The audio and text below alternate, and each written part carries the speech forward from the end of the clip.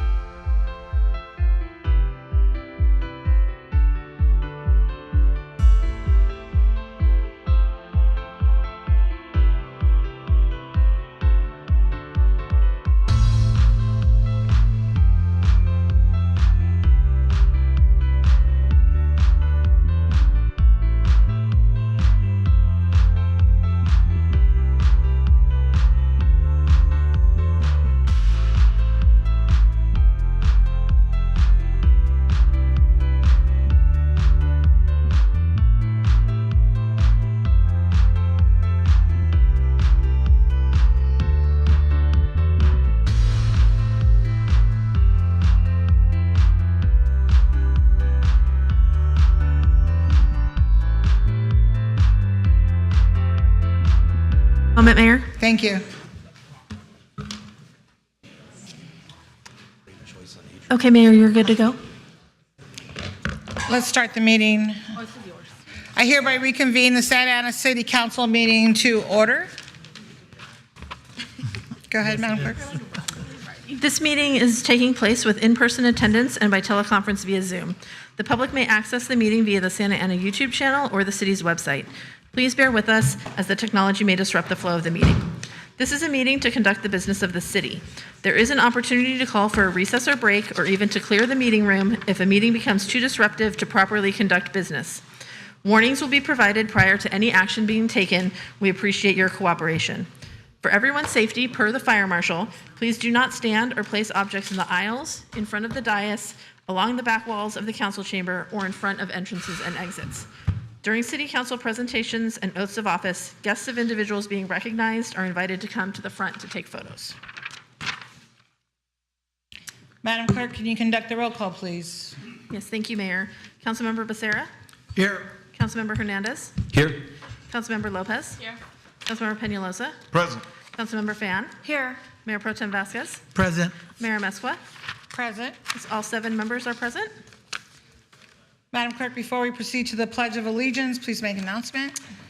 For members of the public on Zoom or teleconference to request to speak during public comments on agenda or non-agenda items within the city's jurisdiction, you must dial *9 from your phone or click the button labeled Raise Hand in Zoom now in order to be in the speaker queue once public comments commence. Thank you.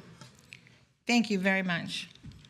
All right, let's do the Pledge of Allegiance. Can I have one of you officers please come up and lead us in the Pledge of Allegiance?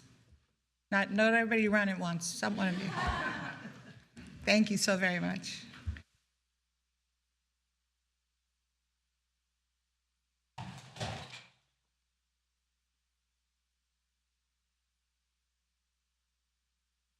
Right hand over your heart.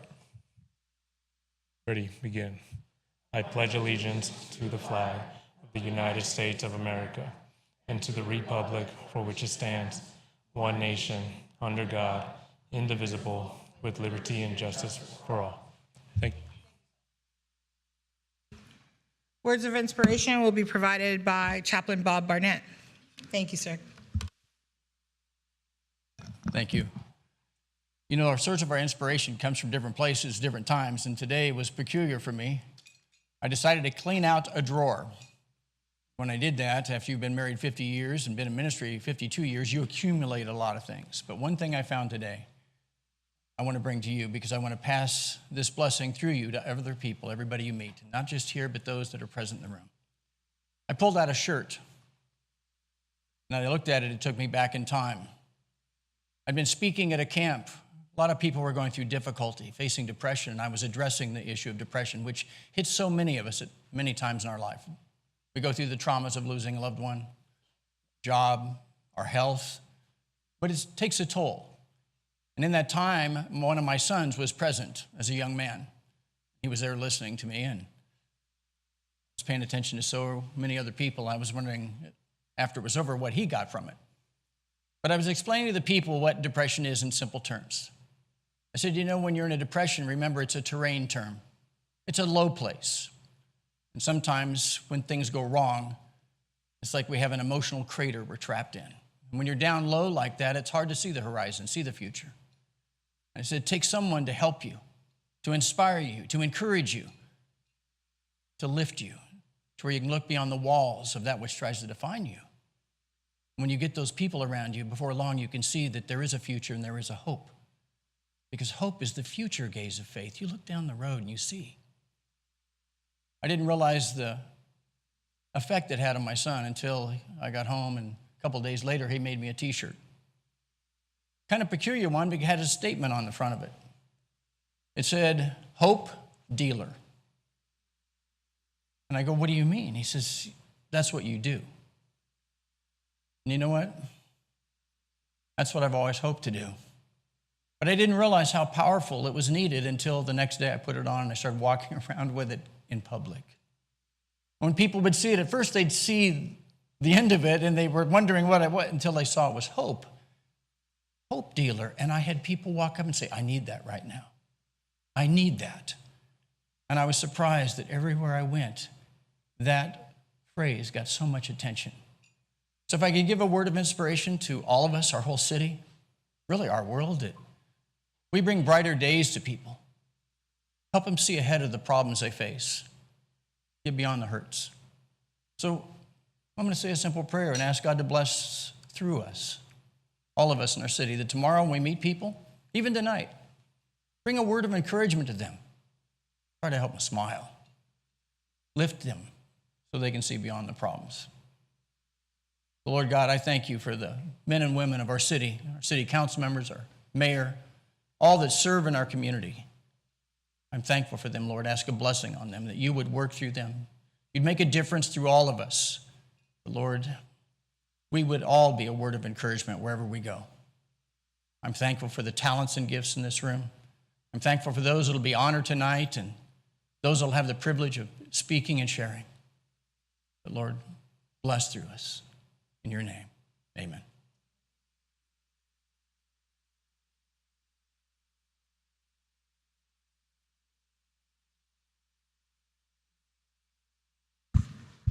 Well, that was very powerful. Thank you, Chaplain Burnett, very much. Madam Clerk, are there any additions or deletions to the agenda? There are none.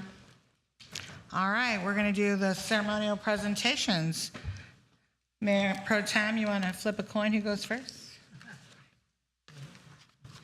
All right, let's do it. I'm going to go first. Can I have the cult team join me, please?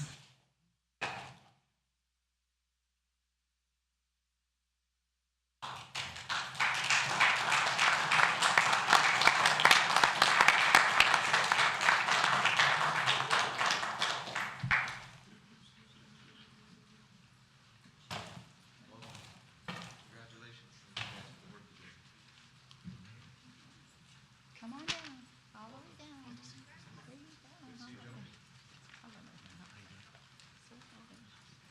There you go.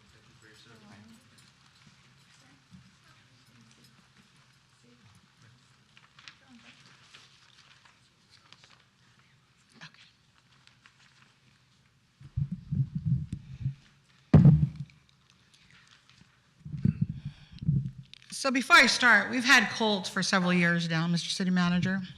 Since when? More than 5 years. And I don't believe they've ever been recognized for all the great work that they do. And so I wanted to recognize them because we see them and we see the truck, but I don't know if anybody stops to say thank you. And I've been on a ride along with them, and I see what they do day in and day out. And so I wanted to take a moment to thank each and every one of you for everything that you do, because you just work and we don't stop to say thank you. So let me read this. And Chief, I have to tell you, when I went on my ride along, I was just so impressed and so touched by, it wasn't just going out there and arresting people, they were offering services and they were talking to them, and they were doing things that I would say a lot of the community doesn't know what they do. They're not just policemen arresting people. They're trying to help them. And so I really I knew that that's what they did, but for me to see it, and it wasn't an act because I wasn't with all of them. I kind of just showed up different places, and so they do a phenomenal job. So today it is my honor as the mayor of Santa Ana to recognize the extraordinary efforts of one of the city's most impactful collaborations. A partnership, I am proud to say, is well known to our businesses and our residents.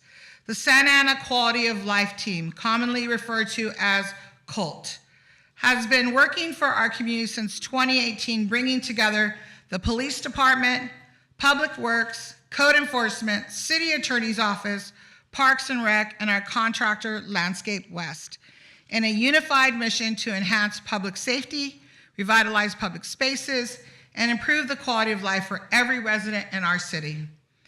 CULT's success is not found in the work of one entity, but in the power of collaboration and how each partner embraces their shared responsibilities to carry out the day-to-day work that this team addresses. This dedicated network of public servants and contractors, each playing a vital role, provides enforcement, cleanup, legal support, or community outreach, representing the very best of what can be accomplished when departments and partners work together toward a common goal. In the past year alone, 16,207 encampment-related service requests were submitted through the My Santa Ana app. Let me say that again, in the past year alone. That is just over 44 service requests per day. Each of those issues was addressed through joint efforts led by Colt, resulting in extensive cleanups of encampments throughout the city. From those cleanups, over 1,500 tons of debris were removed. 1,500 tons of debris. To put that into perspective, that volume of trash would cover the entire surface of the Eddie Westfield Stadium in 3 feet of debris. Let that sink in for a moment. That's the magnitude of the work being done and the scale of the problems being solved every day. In addition to cleanup operations, the team has also addressed public safety head-on, making over 1,800 arrests, including 140 felony arrests, as part of their mission to restore order and peace in neighborhoods affected by chronic nuisance activity and criminal behavior. None of this happens by chance. It happens because of collaboration. It happens because Colt, Landscape West, Public Works, Parks and Rec, Code Enforcement, and City Attorney's Office come together every day with a shared purpose: to serve this community with pride, urgency, and accountability. To every individual involved in this operation, your work is not just seen, it is deeply appreciated. You are restoring neighborhoods, rebuilding public trust, and making Santa Ana stronger, one response, one cleanup, one connection at a time. And I know some people will say, well, Mayor, we still have a homeless problem. We still have an issue. Yes, we will, and we will continue. But these officers and Parks and Rec and the City Attorney's Office and everybody that's part of the Colt team will continue to work and do this work every single day, 7 days a week. So congratulations to the entire team. This truly is what public service looks like. And you are truly making a difference in our city. And so I want to thank you all very, very much from the bottom of my heart for everything that you do. As you know, I'm a regular caller, Sergeant? I call all the time, and I call them and they respond, and I know I do the My Santa Ana app, and then now it's in Spanish, English, and Vietnamese. And they respond, and the businesses, they respond. I can't speak for the other council members, but I know the council members that I do speak with on a regular basis. We forward our emails to the police department and to Colt, and they take care of it. I just have to say that they do a phenomenal job, these officers, and they go home with their families at the end of the day. And that's what we want them to do every single day. We want them to go home with their families. So before I call Chief or one of you to come up to speak, I'd like the deputy chiefs to join us as well, please. Deputy Chief Andrade, Deputy Chief Elms, and Deputy Chief Rodriguez. Did I get that right? And Julian, yeah. I call him Julian, sorry. Okay, who's going to come up and speak? Corporal, Sergeant? Come on up. Well, thank you very much, ma'am, for always recognizing the work that we do. Basically, it's the guys behind me. We're missing a gal, but they do all the work, and we appreciate it, and we'll continue to work hard, and I will answer your calls whenever. Can you share with the community your hours? Our hours, we have a team that comes in basically at 6 in the morning, and then the last team will leave at 10:30 at night. 7 days a week. 10:30 at night till Monday through Friday, and then we do have coverage 7 days a week. The weekends, it's till 6. Till 6 p.m. And what number do they call? They can call our dispatch or The non-emergency. non-emergency, or the My Santa Ana app is probably the easiest and most convenient way to contact Colt. Perfect. Thank you, Sergeant. Thank you, ma'am. Appreciate everything. Chief? Thank you, Mayor, and thank you to all the members here of Colt, Public Works, Parks and Rec. You know, a lot of time your work is done behind the scenes, and I'm sorry if I turn my back towards you. Your work's done behind the scene, but tonight, thanks to the mayor and the city council, your work is at the forefront and being recognized. You know, what perfect words of inspiration today by our chaplain, Bob Barnett, because you are that voice that provides hope. You reach people where they're probably at their worst time. And it's not just about law enforcement and taking people to jail. It's about connecting them with services. So I want to acknowledge all of you here today and thank you for the great work you do on behalf of me as a chief and on behalf of your community that appreciates all the work that you all do. So thank you. Thank you, Chief, very much. I think we're going to have our chaplain make T-shirts so we can all buy them, and we're going to be hope dealers, okay? I'll wear it here at the council meeting on the dais. So anybody else? One of our DCs? Who oversees? Don't be shy now, please, like you're shy. Hello, everybody, and thank you, Mayor, for recognizing the team and all the great work they do. You know, and I just called Commander Frank Gutierrez up to the front. He was sitting out in the crowd trying to hide on this situation, but Frank, the mayor said amazing words, Sergeant Blake, and of course our chief, but I also want to recognize our commander that oversees this unit, because every layer of the police work has supervision, leadership, and guidance, and Commander Frank Gutierrez recently assumed command of the Colt team, and he's done a phenomenal job being responsive to all our community members, our business owners, our elected officials, and it's really a team collaboration from the chief to us at the DC level, all the way down to our command staff, our sergeants, our corporals, and ultimately our officers. And it really takes a team effort to provide this mission for the community. Thank you. And thank you for calling up Commander Gutierrez. He thought he'd hide in the back of the room. So I just want to share with the public and everybody here that these officers, they give out their cell phone numbers and people call them. And Commander Gutierrez, since you've taken over, I think everybody has your cell phone number. So I really appreciate that, because when I go to events in the city, he's always with me. And as we know, the homeless and criminal activity is one of the biggest topics in our city. And so I have to say, yes, Commander, thank you for all that you've done. And thank you to all of you. And I can't say enough how much that we all appreciate you very much. So if nobody else wants to speak, we're going to take a photo. Who do I present this to? Come on, Chief, tell me who. Ah, Commander Gutierrez.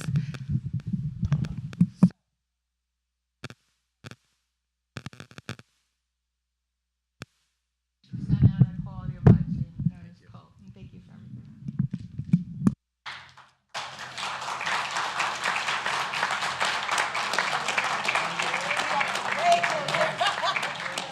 Squeeze in.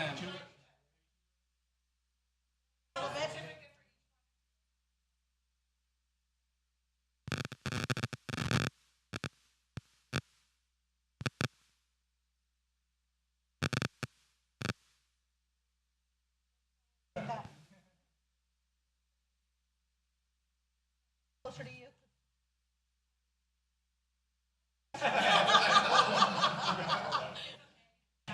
Welcome to my world.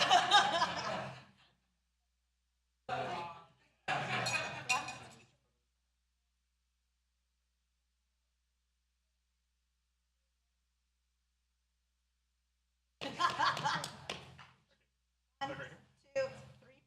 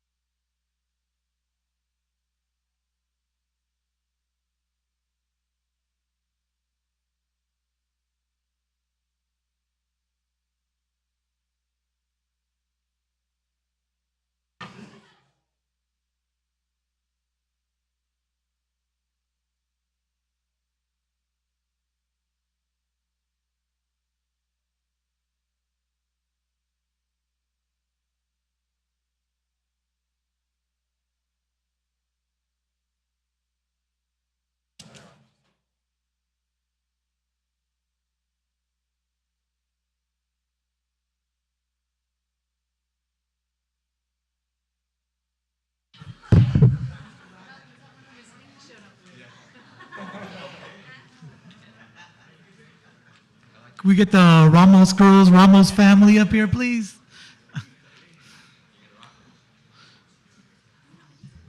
Yeah.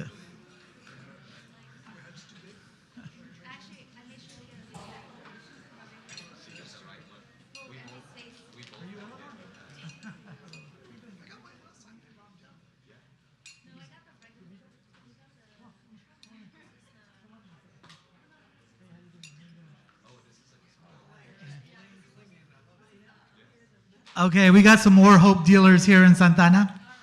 And these are some powerful girls, and I've been following them grow up. Today we're proud to recognize two remarkable young athletes, Vida and Eleanor Ramos. They live in Hedinger Park, Ward 2. I've been following them grow up, and I'm so proud of Nora and Rafa Ramos, their parents, because they have these confident young ladies. They're shy right now, but when they're running, they got a smile and a confidence, and they own it, and they're amazing. And I'll text Rafa, I'm like, damn, doing a good job, buddy. Like, you're doing a great job raising these kids because they're amazingly, and they're happy, and you could just tell by their faces, and I'm inspired by that confidence of the work that you do. Vida began running competitively at the age of 8. Eleanor at just 6 years old. The early dedication and passion for the sport have led them to accomplish extraordinary feats at a young age. They first ran with the Lightning Youth Academy and currently represent Quick Track Club, a program known for developing elite young talent. Together, they've competed in over 30 track and cross-country races across the country, representing Santana in such states such as Indiana, North Carolina, Texas, and Georgia. Most recently, from July 24th to the 26th, they competed in the prestigious United States of America Track and Field Junior Olympics and the National Championships in Savannah, Georgia, an event that features the top youth athletes from across the nation. Eleanor, who went undefeated this past season, captured the gold in the 1,500 mile with the time of 5 minutes and 23 seconds, earning her the title of national champion. She also secured silver in the 800 meter and impressively closed the season with the fastest 1,500 time in the nation in an 8 and under division. Vida also delivered an astounding performance, earning 2 All-American honors, placing 6th in the 1,500 meter and 8th in the 800 meter. As they now transition into upcoming cross-country season, both girls are aiming to build on their success and help their teams to national championships. Their dedication, their talent, sportsmanship serve as an inspiration to young athletes throughout our community, young and old athletes, and old people like myself, because I'm inspired. Please join us in congratulating Vida and Eleanor on their outstanding achievements. We look forward to seeing all they will accomplish in the future.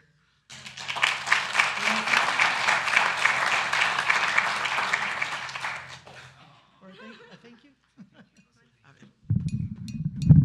Thank you. Oh, you're welcome.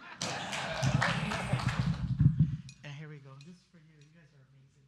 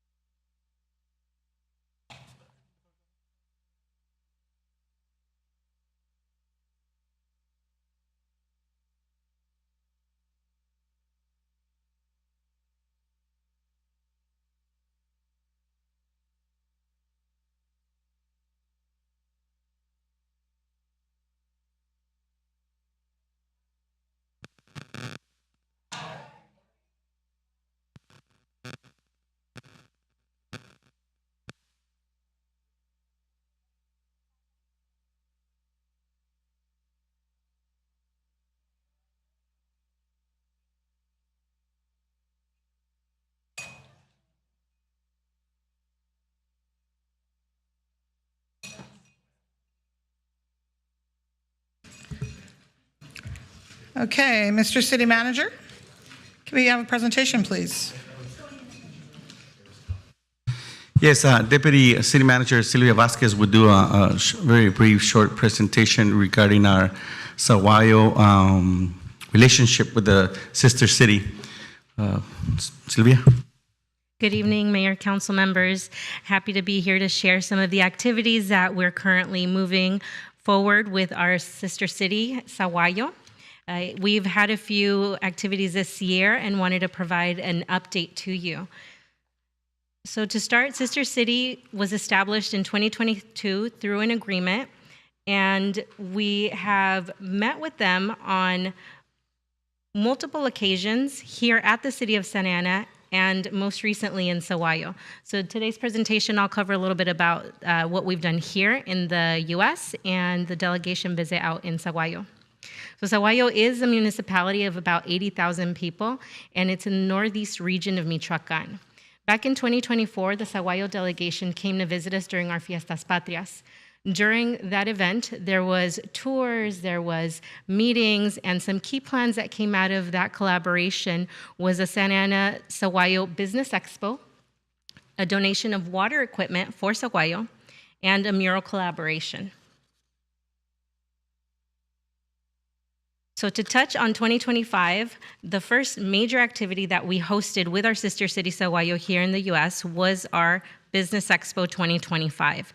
This brought in 50 Santa Ana businesses, over 39 Saguayo businesses, which had over 100 business-to-business meetings and an attendance of 1,000 or more local residents. This was held in March 2025 at Hotel Zeza here in Santa Ana. The delegation from Saguayo came, showcased all of their artisanal and all of their entrepreneurial work.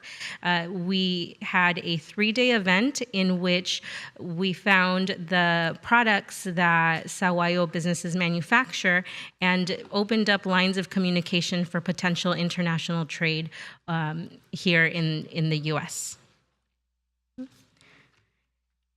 The second activity that we have worked on with Saguayo is the donation of the surplus water equipment. So here in the city, we had water meters that we were no longer using, inspection trailers, vacuum trailers, a few items that for us, while we no longer needed them for our purposes, could really serve our sister city Saguayo and help them with their water infrastructure. So Saguayo's infrastructure for water does have issues because of the way the water comes down. And once you're able to start tracking and measuring where the water is going, it's going to be helpful for their city to help them generate funding from the federal government. So this is an initiative that was pushed by City Council in May of 2025. And it's part of our ongoing commitment for international goodwill, collaboration, and humanitarian support between our two municipalities. So that donation is on its way and will shortly arrive in Saguayo. The third activity that we've done here in the U.S. in Santa Ana with our sister city is the collaboration on a sister city mural in downtown Santa Ana. When Saguayo officials first toured the city of Santa Ana, they were taken to see the beautiful murals in our city. This inspired the idea of having a mural between the city of Santa Ana and Saguayo so that we can have cultural exchange, unity, and an identity between Santa Ana and Saguayo. Santa Ana selected 2 artists through the Arts and Culture Commission that will collaborate on the mural with 2 artists from Saguayo. So that will be at Plaza Calle 4, our parking garage. There's a space that has been selected. You can see the graphic in the presentation. The tentative completion date for this collaborative mural is November 2025. In addition, there may be a complimentary sister mural in Saguayo, again, by Santa Ana and Saguayo artists. That's very exciting, and that's forthcoming. Now, most recently, we had a Santa Ana delegation visit Saguayo from July 24th through July 29th. That was comprised of Councilmember Fan, Councilmember Hernandez, and 2 city staff that assisted with the delegation. Some of the activities that took place there was Fiestas Tronales. This is Sahuayo's most prominent celebration. Each year, this happens honoring the St. James Apostle. These festivities are held from July 16th through August 4th, so it was a great time to experience the full culture of Sahuayo. The festivities included religious events, parades, traditional dances, live music, cultural performances, and street fairs. The Santa Ana delegation was able to experience a vibrant march of the Tlahualiles Parade. And this featured thousands of dancers wearing elaborate wooden masks and ornate costumes. This traditional event has become a defining cultural symbol in Sahuayo. We actually have one of those masks that was gifted to our city a few years ago, and we still display that at our Fiestas Patrias. The delegation also attended a recognition ceremony for the winners of the Arts History Expo, 200 Years of Sahuayo. The expo honored artists who celebrate Sahuayo's bicentennial anniversary. Notably, one piece highlighted the sister cities' relationships with Santa Ana, incorporating key symbols from both cities, and you can see that up on the presentation. And who would have known that Sahuayo hosts 2 Guinness World Records? I mean, we have one that we know of for sure with the mazapan, right? But Sahuayo has the largest jigsaw puzzle depicting a world map, and that's 75,000 pieces. The second one is the world's largest huarache. This is a sandal crafted by local artisans and honors Sahuayo's heritage as a national hub for huarache production and stands prominently in Plaza del Huarache as a cultural landmark. Is that Councilmember Fan in the huarache? Yes, that is Councilmember Fan in the huarache. Also, there was the 28th annual St. James Patron Race, and Councilmember Jonathan Hernandez participated in this annual 5K event, joining approximately 2,000 community members from Sahuayo and achieving his personal best time for a 5K. 24 minutes and 50 seconds. Aside from all of the fun cultural experiences, there was also some economic meetings that took place between businesses and local artists. The delegation visited some of the businesses that participated in our first annual Sahuayo Business Expo, and that included Calzado Tovar, a family-owned leather goods manufacturer, and Sombreros Avila, a third-generation hat-making operation. These visits showcase Sahuayo's entrepreneurial spirit and skilled craftsmanship, opening up economic opportunities again here for Santa Ana and Sahuayo to conduct trade negotiations. Now, there is a new business that opened, and our delegation was able to attend the ribbon cutting, and that's Perfumes Delis, which is a new fragrance that has launched a commemorative line of Sahuayo's bicentennial anniversary. I am told that they have some interesting scents. Maybe they're smoky, mezcal, some interesting mezcal-scented perfumes. Notes of Sahuayo. Additionally, our delegation visited local food and beverage industry leaders. Our delegation toured Bira's Brewery, Taqueria Hacienda Sahuayo, and Panaderia Santiago, a multi-generational old bakery known for producing pan dulce sold across Michoacán. These business visits, again, open opportunities for important business in Santa Ana. Our delegation also visited a historical site, the Catacombs of Sagrado Corazón de Jesús. And these are located beneath one of the parroquias, the churches of Sagrado Corazón de Jesús. They provide a powerful look into the city's religious history and the legacy of those who endured persecution during the Cristero War. And along the lines of economic development initiatives, the delegation was able to attend the ribbon-cutting ceremony for Sahuayo's first public park with a playground dedicated to children ages 3 to 13.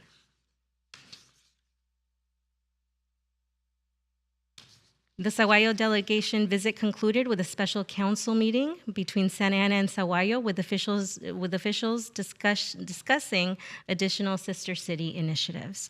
So again, we have had a sister city relationship for a few years now, but 2025 was a very active year for us. We expect really great things, both culturally and economically, for our city based on this relationship. Thank you. Thank you very much. Mayor, can I? Comment? Yes. May I? Of course.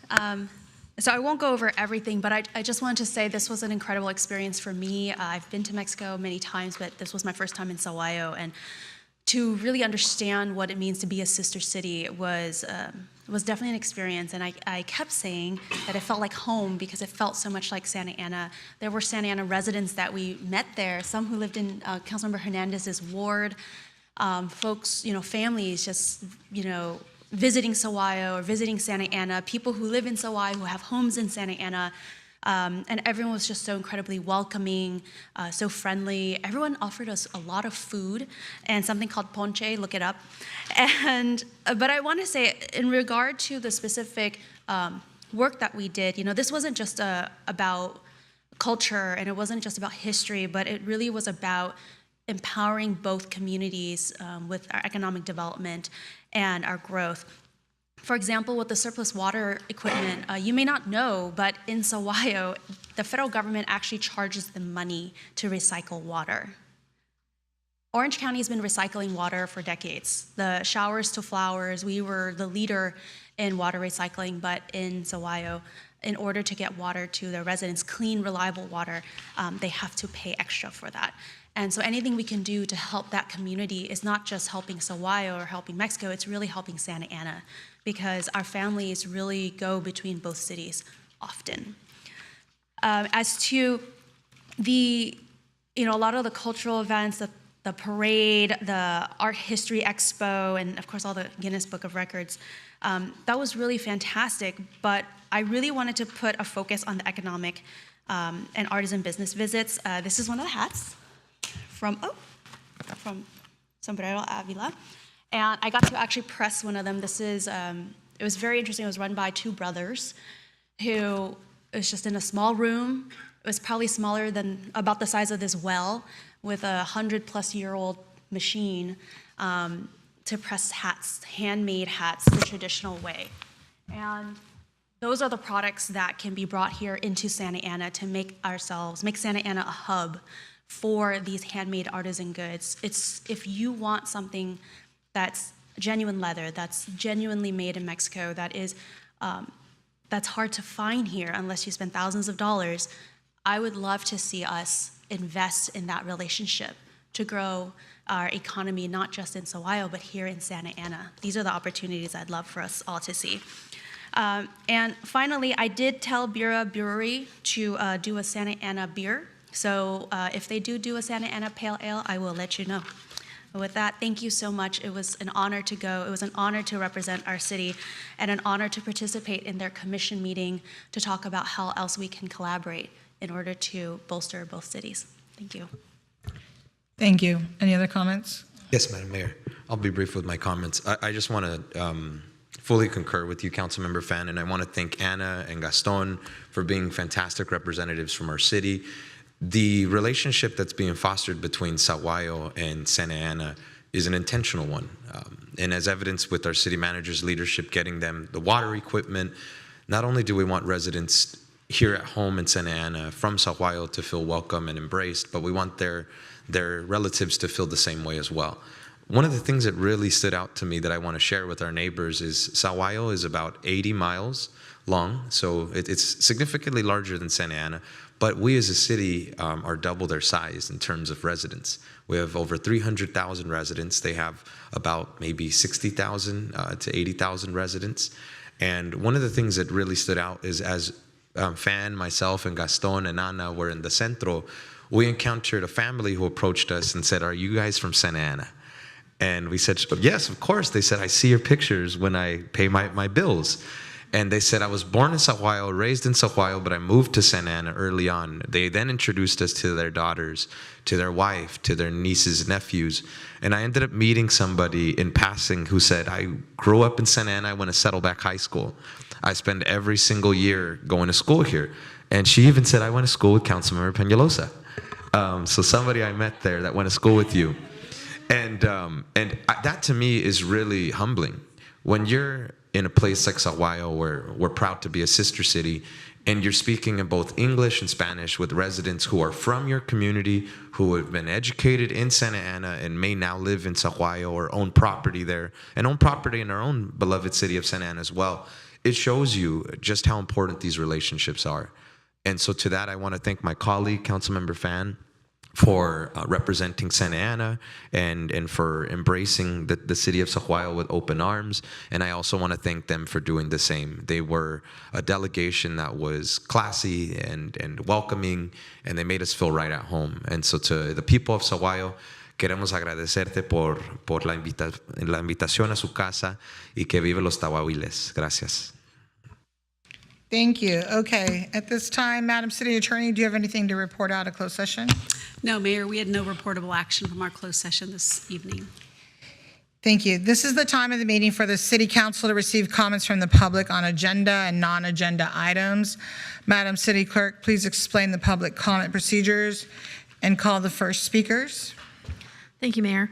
Pursuant to Resolution Number 2025-004, speakers are requested to address the City Council directly and to refrain from profane language, racial epithets, and libelous or slanderous statements that disturb the decorum of the meeting. Pursuant to the Brown Act, the City Council may not enter into discussion at this time.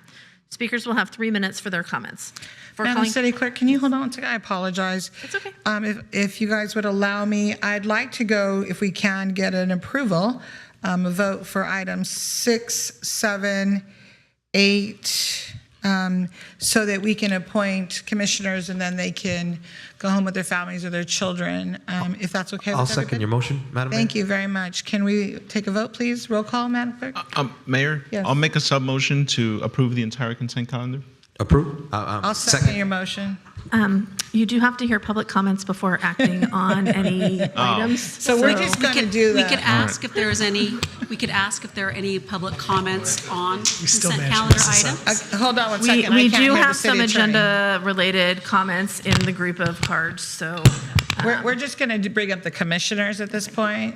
So if everybody's okay with that, if nobody's I opposed. rescind my motion. Yes, thank you, Councilman Penalosa. the motion on the floor is by Mayor Amezcua, seconded by Councilmember Hernandez to approve items 6, 7, and 8, the appointments to boards and commissions. Councilmember Becerra? Yes. Councilmember Hernandez? Yes. Councilmember Lopez? Yes. Councilmember Penalosa? Yes. Councilmember Fan? Yes. Mayor Pro Tem Vasquez? Yes. Mayor Amezcua? Yes. Vote is 7 ayes, no nays, motion carries, and noting for the record, there were no public comments related to either of those 3 agenda items. And if the appointed members could please come forward for their oaths of office. Come That on would up, be please, so that you can Adrian get sworn in. Anguiano, Victorino Bermejo, and Dylan Almendral.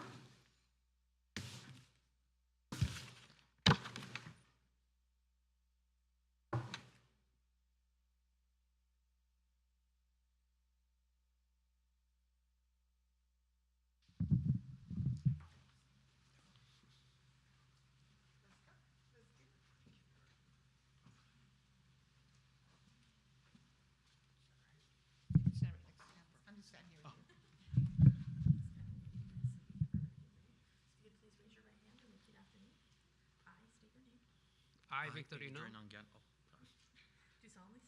do solemnly swear that I will support and defend the Constitution of the United States, the Constitution of the State of California, against all enemies, foreign and domestic, that I will bear true faith and allegiance to the Constitution of the United States and the Constitution of the State of California, that I take this obligation freely without any mental reservation with purpose of evasion or purpose of evasion, and that I will well and faithfully discharge the duties upon which I'm about to enter.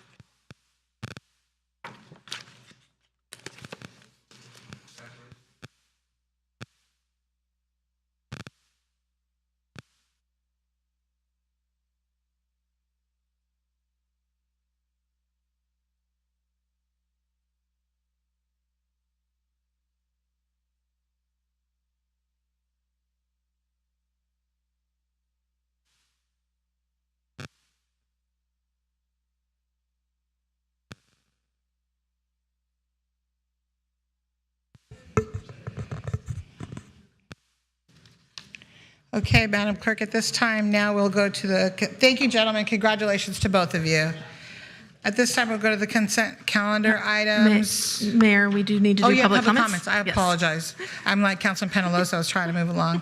Go ahead with the public comments, Yes. please. So before calling the speakers, I'll report the summary of emails provided as of today at 2 p.m. We received a total of 10 e-comments, 7 on non-agenda topics, 2 on item number 10, and 1 on item number 12. Those were distributed to the City Council, made part of the record, and posted online for the public to review.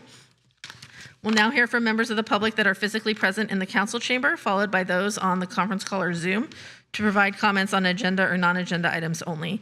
Please state your name and the ward or neighborhood that you reside in for the record. I'll call 3 names at a time. If you could please line up in the center aisle when you hear your name behind the podium. Bruce Senator, Emilio Ramirez, and Ana Gomez.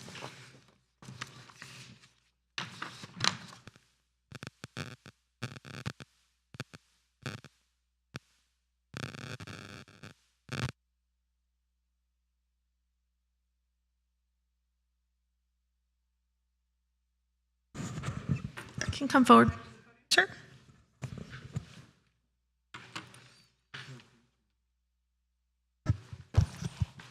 Good evening. I prepared an Can you get outline. closer to the mic, sir? I apologize. Sure. I prepared an outline for each of you, and I emailed it to you in PDF format. So in addition to what's printed here, you'll be able to download it, and it's bookmarked and everything. It's pretty clear as to what I wrote. I want to touch on, there are 6 issues here: the Warner widening project and neighborhood reclamation.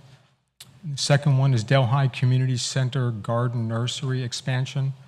The third one is South Eastwood Street traffic concerns. Fourth is the homeless invasion and gang intimidation, community health and safety concerns. The fifth is homeless invasion, bus 'em back. And the sixth is related to that and concerns Southern Pacific and other railroad firms. Touching on the Warner issue, the Warner widening project, I've done some research into your historical documents, and it appears that there is a material difference between what you put forward in going forward with eminent domain and taking these properties and what you actually built out. So material are the differences. It's basically fictitious as to what you utilized to enforce eminent domain and what you have today. What you have here is you have a project which went from the Warner widening project to the Warner widening boondoggle. And we need the city to really take a hard look at it, because it's kind of like at a crossroads right now, and you can still make some corrections to it. You have pockets of homes that were taken away. Those pockets need to be returned to the landlords, the original homeowners. They can reconfigure those homes on those lots in different configurations. Parking would come in from the side streets that run perpendicular to Warner, so they wouldn't be encroaching on Warner Avenue. But you can return those homes, those lots, to the homeowners, rebuild new homes there, possibly 2-story row homes or some other configuration, and also return those lots to the property tax rolls. You've lost a lot of property taxes because those homes have not been there. It's a problem. People who have lived there for decades, if not generations, were uprooted. You have the ability to correct that. Some of the lots, because of the widening, are so narrow now that you can't really constitute a regular home. Those can be rebuilt in small, low-income and senior housing, almost like ADUs. The city can go forward with things like that. But you need to take a look at what you built there, because you have a section between Main Street and Oak, which is like a side street there, and all it's going to do is bring homeless encampments, people parking RVs, the same thing with those Bruce, your pocket time is park up. areas. Pardon? Sir, your time is up. Oh, Thank geez, you. it went so fast. All right, I'll come back again. Thank you. Thank you. Next speaker, Emilio Ramirez, followed by Ana Gomez and Patty Cabada. Emilio Ramirez, Ward 3. I wanted to thank you guys for a couple of A couple of weeks or city council meetings ago, you put a moratorium on the street widenings and it didn't go unnoticed. Speaking to what the gentleman said before here, we see what these projects, how they can affect the community. And I'm glad that we're making these smart decisions because, yeah, ultimately I want you guys to get a raise and, get revenue for the city. And besides, thank you guys. I also wanted to bring some discussion on the agenda item 20 about called cities. I feel like called cities need Santa Ana more than it needs, that Santa Ana needs them. I know they put forward some research that maybe city uses. I know some other city staff uses their information, but really they're very much an anti-development organization. They do a lot of lobbying, especially they were very aggressive against Assembly Bill 79. I know that we didn't take their position, and I know that the city is very smart about reading through their documents. But yeah, I just feel a little uncomfortable that we give them money so that then they lobby to take revenue against the city. So yeah, just a matter of discussion. I hope that you guys choose some delegates that can bring some good talking points to their organization, maybe a change from within.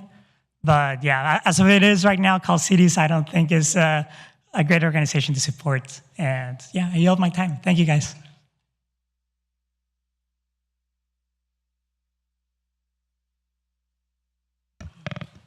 Good evening. My name is Anna Gomez, and I'm a Ward 3 resident and homeowner.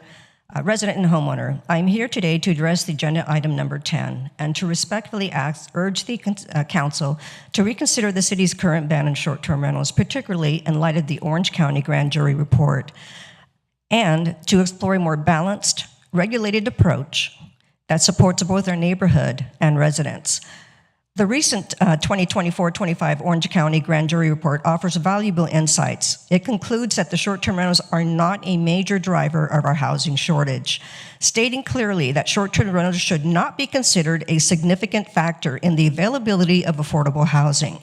Even if every short-term rental in the county were converted to long-term housing, it would make a small dent in what's needed. The report also found that short-term rentals can be good neighbors when reasonable rules are in place, things like quiet hours, occupancy limits, emergency contacts, and permit numbers. In fact, cities like Dana Point and Seal Beach have adopted these measures that now report very few complaints. I understand and I have read that the city staff has responded to this report, but what stood out to me and what the report didn't do is it did not provide evidence showing that short-term rentals cause more noise, trash, or parking problems than long-term residents, nor did it dispute the Orange Jury findings that short-term rentals have a limited impact on housing affordability. It simply restated the existing ban without engaging in the core findings or presenting the regulatory framework council requested back in December 2024. There are also real costs on the current approach the city is taking. The city likely forfeits substantial tax revenue. Santa Ana, at the time in April of last year, had over 1,100 short-term units before the ban. Yet we see no accounting as to the lost revenue of those listings that could have helped fund local city projects. There are ongoing legal costs from at least one lawsuit over the ban, and more could follow. Code enforcement. We have no public data on the actual impact or cost effectiveness of those enforcement efforts. And while we're told that the ban would increase housing supply, the city staff or report has offered no proof that former short-term rentals have become long-term rentals. So we've lost revenue, spent money on legal and enforcement efforts, and haven't verified the effectiveness of those enforcement efforts, or the city's offered no proof that former, I already read that, so I'm sorry, the housing gains that have even materialized. There's a high price for a policy that so far hasn't shown results. The grand jury report warned that the bans alone often fail. Short-term rentals frequently go underground, making them harder, not easier, to regulate. A permitting system with rules. Oh, Anna, your time is up. Thank you. Next speakers, Patty Kabata, Norbert Chen, Sherry Menke.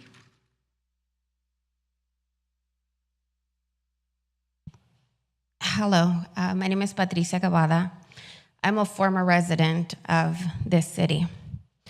I am asking this board to please look into California Assembly Bill 495, known as the Family Preparedness Plan Act of 2025. It addresses issues related to family separation, particularly concerning immigrant families, and aims to ensure children maintain access to care and essential services during parental absences.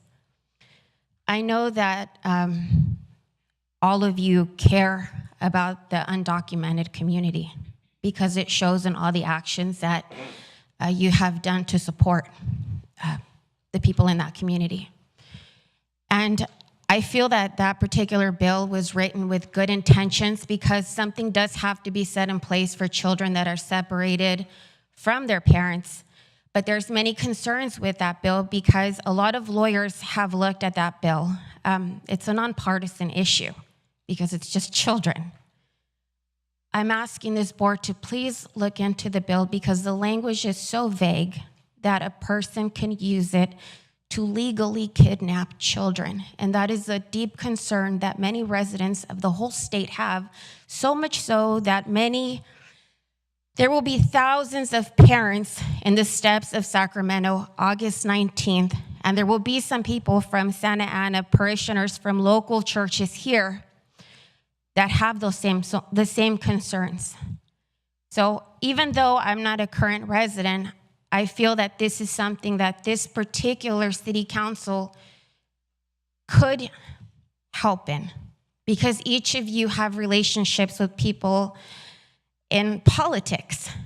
And if you decided to look into this bill and found any flaws, then perhaps you could bring those up to the people that you know, because the ones that will be hurt will be parents, undocumented parents, and their children. And if this is passed with the language that it has, I also fear that there will be issues within the undocumented community because my understanding is this bill was created specifically for the undocumented parents when they have issues with their children. And if this is passed as is, then people are going to blame this whole bill on undocumented parents for the creation of it. So again, I'm just asking that you just please take the time and look into it because it would help many of the residents here because many of the residents here in this city will be deeply affected by it. Thank you for your time. Norbert?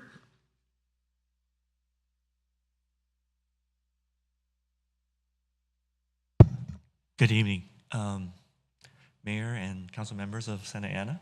I am Norbert Chen. I do not live in Santa Ana. I come from the city of Cerritos. But I'm honored and it's a great pleasure to be here tonight. It's such a lovely, lovely city. I come here often. But to my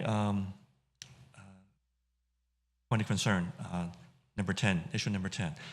As an Airbnb operator in my own city, Cerritos, I was blindsided 9 years ago when the city of Cerritos passed a ban on short-term rentals in 2016.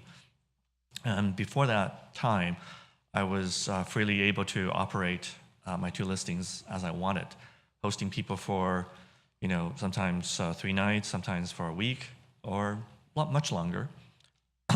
But when the ban came into force, I was told that my license would be revoked if I hosted anybody shorter than 30 nights. And this was passed, the bill was passed with very little public debate or feedback. To me, that ban was an infringement upon my freedom to run my house the way I like it. And to be told that it's legal if you host somebody for 31 nights, 35 nights, but very bad if you host somebody for 25 nights was, to me, just appeared rather ridiculous, especially when the mayor at that time was somebody who operated hotels and did not recuse herself from this conflict of interest issue. So I basically would like to urge all of you to rescind the ban that was put in force, I believe, in 2024. April 2024. Because it's basically, you can consider it an infringement upon the rights of somebody to operate their home the way they wanted to. Yeah, it's basically a rights and freedoms issue for me. So thank you so much for your consideration. Sherry Menke.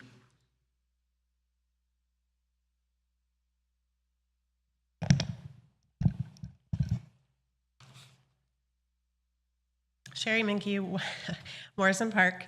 I was hoping that the next time we revisited the short-term rental issue, there would be regulations for, and we would talk about it. But we are making progress because the OC grand jury recently, they released a study to help cities like ours. In the study, it concludes that the long-term solution to short-term rentals is tax and regulation. STR programs are not, STR programs are part of the solution to the housing crisis. They increase inventory by opening up rooms in homes that would otherwise be sitting empty. They make home ownership within reach for more people. They do not contribute to high housing costs here in the Orange County, and they provide jobs so people have income to stay in their current home. It states in the study that STRs are in high demand, and travelers like my large family of 7 will stay in surrounding cities who allow them rather than staying at a hotel in a city where there is a ban. As a city, you are not only losing out on tot taxes, but sales taxes as well from those travelers. Councilmember Hernandez, I was proud to see you on Democracy Now! Thank you for advocating for immigrants and residents of Santa Ana. And I agreed with your comments. And I thank all of you for all the work that you've been doing in the last months. I know it cannot be easy. A tax and regulated program is friendly towards migrants.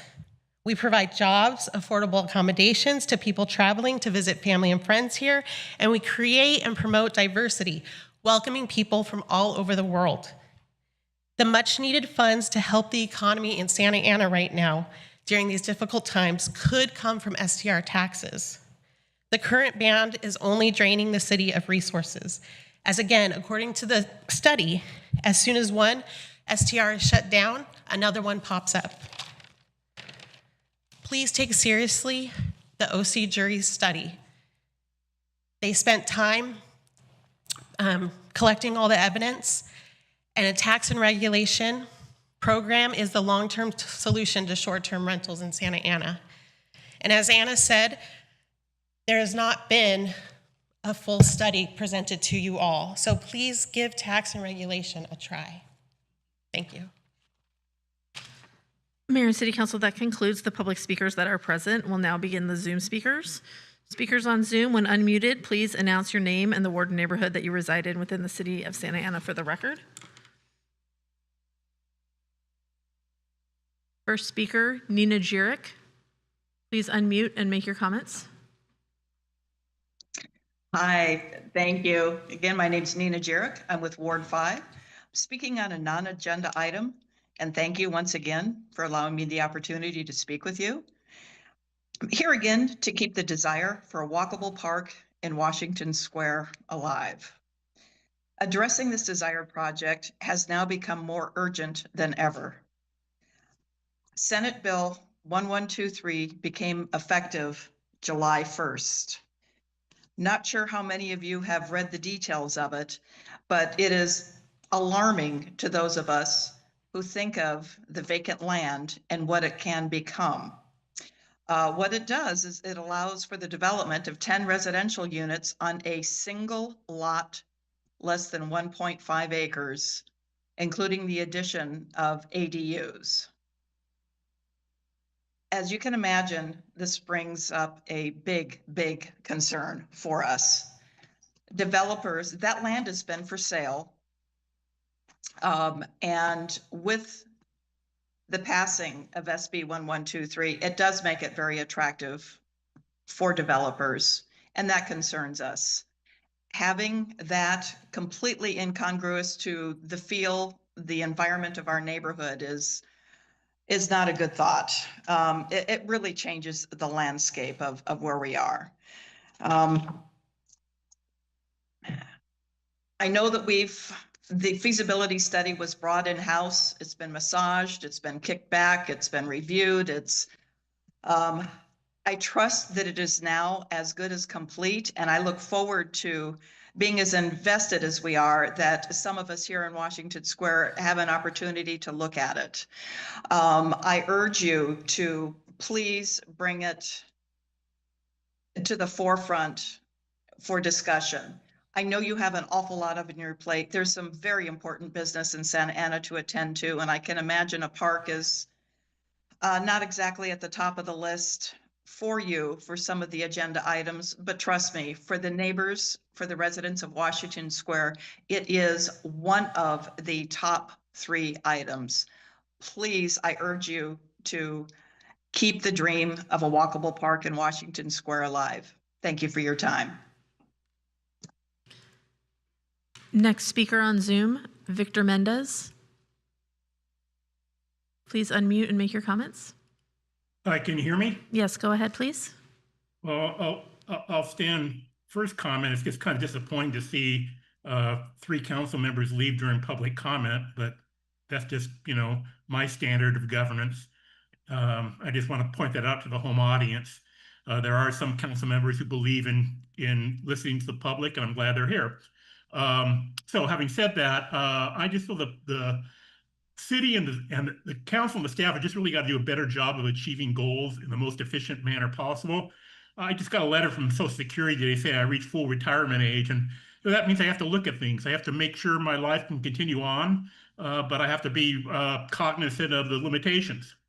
Let me be clear. $20,000 is just a lot of money for training and conferences.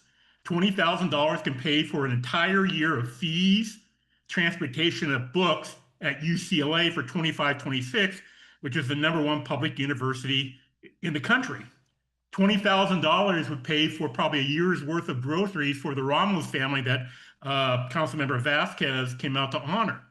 Basically, there's a lot of options for both staff and council to develop professionally and personally, and those definitely should be pursued. Let me be clear. Harvard offers a lot of online courses simply for free. UCLA offers a lot of seminars on Latino politics for free. I just went to one a few months ago. It was outstanding. We just simply have to do a better job of looking at our options on all cases and do what we can with what we have. Having said that, on some agenda items, number 16, a great proposal on the ERP. It's a long time coming. I know it's been under discussion for years, and maybe based on today's technology, the timing will probably work out pretty good with the city's knowledge. It's a very solid proposal. I only have 2 issues that I hope the council would really seriously consider before they vote on this or approve this. 10 years for a contract without further council approval is just way too much. I would recommend 3 years with 2 one-year extensions subject to council approval. And then after that, maybe you can look at a 5-year plan or whatever. 10 years is giving up something that should be earned, namely brand loyalty. We shouldn't just give that away up front. 10 years may put a smile on Larry Ellison, the 6th largest, richest man in the world and the largest shareholder of Oracle, but I don't know what that will do for the taxpayers. Second, there are several processes missing in the staff proposal. Nothing to hold this up, namely, training, conversion, hardware, budgets, and staff costs to implement, as well as cybersecurity. You really should ask for a comprehensive presentation just to make sure what you're going into. And I think with that, you would be in very good shape, have your questions answered. So if anything does come up in the future, you're better prepared to have it addressed and be more knowledgeable. Again, it's a pretty good job. They're putting together another budget implementation, which I think is great. I actually put together the first internet-based public sector budgeting about 20 years ago, and technology has since evolved. These now cloud solutions. We used to call them hosted, but I think it's a very good step Victor, in the your right time is up. direction. I think it's been done. Thank you. Next caller whose phone number ends in 477. Please unmute and make your comments. Yeah, this is Dale Helvig, 35-year resident of Ward 3. I'm calling just to report that Park Santiago has seen 12 to 24 sightings of coyotes, skunks, raccoons every day. And at some point, this is going to be a crisis that is going to develop into personal injury to little kids or whatever, because the animals are getting way too comfortable. When we contact the city, they say it's urban wildlife and they can't do anything about it. If a resident is to contact someone that can do something about it, what they'll do is trap it and euthanize it. I don't think that's the way we want to go either. So hopefully we can come up with a process where the city can get involved and help this out. The other thing that I'd like to point out is item number 17, the Main Street improvement repaving. I'm hoping that the city has coordinated with the Main Place Mall Development Group, and that we don't go off and spend $1 million repaving Main Street only to find out that we have to dig up the street again to provide more utility services to Main Place. So it's got a due date of completion of October 31st of this year. So I know the time's short, but hopefully you contact Main Place and see what they have on their agenda. Thanks and have a good night. Mayor and City Council, that concludes the public speakers that were in the queue when we began. Thank you, Madam Clerk. So at this time, we are going to now go, Mr. Councilman Penalosa, to the I lost my train of thought. Consent. I was waiting for him to look to the consent calendar. Items 6, 7, and 8 we already voted on. So it would be 9 through 19. Make a motion to move the item. Second. Madam Mayor, Nobody wants to pull an item? I just have a question on item 17. Go ahead, Councilman. I have a recusal. You have a recusal? Go ahead. Yes, so I'd like to recuse myself from item number 17, as All American Asphalt is a client of my employer, Lieutenant Tucker. So if it is pulled for question, I will leave the room. Thank you. Councilman Penalosa is going to make a comment on this item, I believe. So you want? Yes, I have a question. And just wanted to make Councilmember Fan leave the room. The only question I had, Mr. City Manager, and the previous speaker, he's in the room now, Mr. Helvig, brought up a good point. I just want to, because of the ongoing questions and concerns revolving around a lot of public works projects, I need to ask, has our team in Senate here at Public Works connected with Main Place Mall Centennial to make sure that these projects are not, are consistent and complementary when they work. Rudy. Madam City Clerk, so we're going to pull that item because there's a question. So, and I'm sure it sounds like Councilman Becerra might have a question. So we're just going to pull that item, please. Okay, then if we could have Councilmember Fan return so that we can vote on the consent calendar, or you want to just take this item individually first? If we can just take this item. We're going to take this one first, and then we'll move forward. Go ahead, Randy, come up. Good evening, Mayor, Councilmember. Thank you for the question. Yes, staff has specifically coordinated and contacted Centennial, the management group for Main Place, for those exact reasons to coordinate the project, make sure that they were aware of the impacts and there would be no sort of utility conflicts. This is a slurry seal project, and so we'll be in and out of that area real quick. But what I'm saying is, you're saying they would be in and out of the area really quick, but I mean, we're going to wait till Centennial does the work that they need to do, because I imagine there'll be some sidewalk reconfigurations, some ripping up of driveways, entrances into that side of the mall on Main Street while we're doing work on Main Street. I mean, are we going to slurry the street and then have it ripped up by the mall in a couple months, in a year, for their construction work, I guess is the question? So as part of this project, the slurry seal improvements are a thin overlay on the street. We've coordinated and we've seen what Centennial and the Main Place Mall improvements have in that area. They are not duplicative. And then just as a backstop, if there is a need for Main Place, as things changes, plans change, if they were to cut into the street, they would fully repair at their cost the work that we did. So I guess, so that brings up the question, what is the purpose of us doing this part of the street if we don't know yet whether there will be some cutting into the street, some cutting into the sidewalks? Would it not make sense to just wait till main place is done and see what the scope of the work is left of the project to do? So our pavement management program and our adopted capital improvements plan has identified this area as needing to be restored.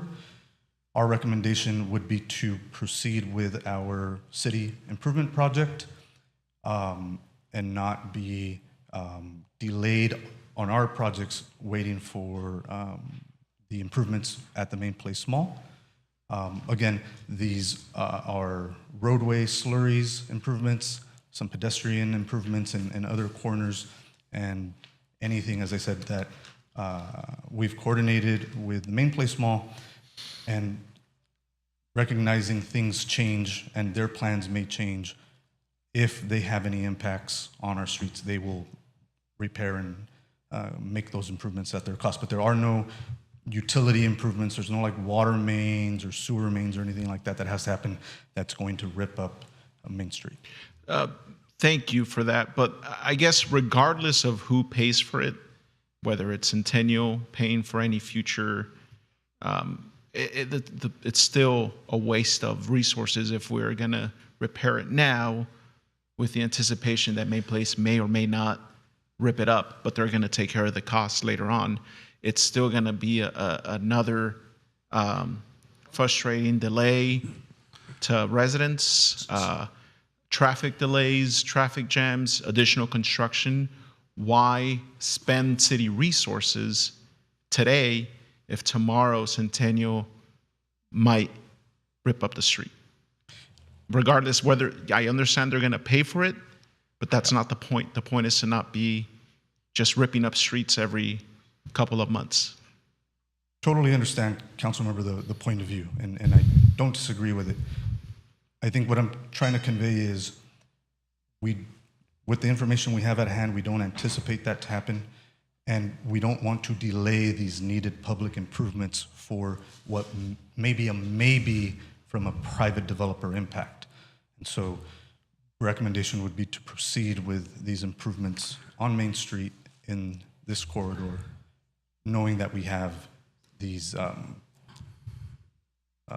contingencies, if you will, in place in case Main Place changes course. So to put it easy, so it's preventative maintenance, period. Main Place improvements should not impact ours. Now, can we guarantee it? If that's the question, obviously there's concerns because sometimes things do change. But at this point, what he's saying is, and what we looked at is that our improvements have nothing to do with the Main Place impacts to ours.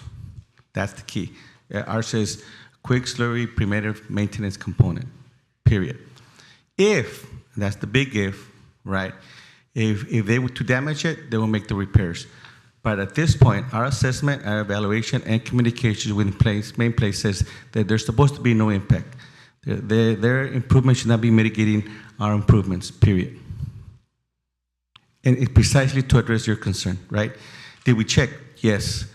Are we supposed to do a do-over? Technically, no, because that's what they tell us. This is what we know now is the facts of today, period. Is it a possibility? Well, that's, construction is that way, and especially when it's at that level of complexity, and things do change. But the information we have, it says there's no impact to our preventive measures, period. Okay.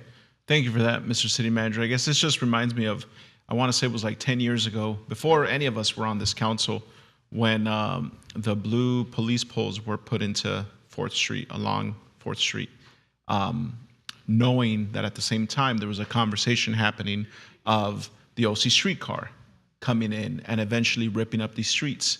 But the city's direction was, well, we don't know if that's going to be tomorrow or in a year. We're going to put in the blue police poles. Guess what? 3 years later, they were ripped up because of the streetcar construction. So I guess it's not at our cost, at OCTA's cost, right? But so I guess that's the same conversation, but trying to make an example or use an example from the past that I see just often repeating itself throughout the city. And Councilmember, there is no debate regarding that understanding, right? So it's one of those kind of aspects. We know that we have to take maintenance approach, right? We know we have to have preventive measures, right? A small amount now, it's better than waiting to have a bigger impact with a bigger cost, right? And we're seeing that in our discussions, right? Things that we approved 5-6 years ago, because we wait, 5 years later, 30-40% more expensive, right? This is one of those issues that whether we're not saying you're wrong, because you are right, that did happen, right? We look at history, and that's a typical approach, and we can wait. We can definitely wait, right? Knowing that if Main Police completes their stuff, and then in the end they stay to the information we have now, and they do not impact, there's a possibility there are costs because there's more damage, more wear and tear. It might be more expensive. And that's just one of those items that Public Works, especially in streets and preventive measures, have to deal with all the time. Thank you. Thank you for But that. at least to answer the question, right? Did we check? Yes. Are we confident in the information today? Yes. Well, from a city perspective, right? Okay. But things still happen in private development, and sometimes they have impacts. And those one of those catch-22 where government has to then adapt. It's not because we failed to do our due diligence. It's that sometimes, as things happen, they might want to expand, they might want to add. All of a sudden, there's a change in design. And so how do we make a development more successful? The city has to be complementary in that component also. Thank you for that. I appreciate it. Thank you, Mr. City Manager. Thank you, Director of Public Works. So, Mr. City Manager, the only thing I would add to that is that I've shared with you my concerns. There's so many projects going on. And for example, Bristol, I won't go into detail, Bristol and Warner and so many other projects. And I know you're working on them and they're getting done since you've been here. And so thank you for that. But I too am concerned that the constituents need to know what's happening as well. So Main Place, like you indicated, if Main Place changes, all of a sudden they flip and they say, we're gonna go this way instead of that way, we're gonna rip the street up, and then we find Indian bones or something there and we gotta stop. It's a problem for our constituents. And so I really just wanna make sure that Public Works is in communication with them on a regular basis, and there's no surprises. And nobody's going to come back here to the council and say, oh, I'm sorry, they came back and told us this, that, and chicken fat. Well, guess what? We should know that right from the get-go. Right. And I just want to be clear about that. And in all honesty, Mayor, without interrupting you, we can say no, right, to that component. And more in that discussion we had, especially the last year, whether it be in our parks or in our streets, we are holding some of those agreed upon from previous council approval as far as improvements. We are preparing a presentation so we can update, have a reaffirmation of the discussion. This is what was approved, this is what was completed, this is how long it has been, and here's where we're at, right? So that we don't have that level of frustration anymore, whether it be standard, right? Bristol, Rate, McFadden coming up, McFadden and Elder, Warner. So as the speaker said, right, this is something that we committed over a month ago. So, and the speaker has already asserted that we are looking to pause that so that we can have a better discussion up to date at 2020 aspect. And if you notice, that's what we've done this whole year. We focus some more attention on those aspects where the council members, especially this council, has made a priority of. That's one.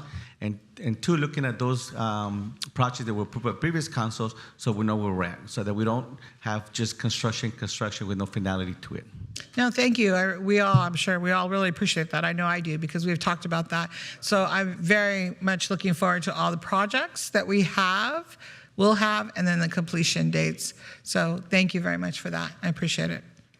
I'd like to move the item. I do. Go ahead. Yes, no, I just wanted to thank our team for doing their due diligence and being in communication with the developer. And to provide a little bit more context to the public, this isn't just slurry sealing. This is also being in compliance with state law. There are ADA ramps needed in this area.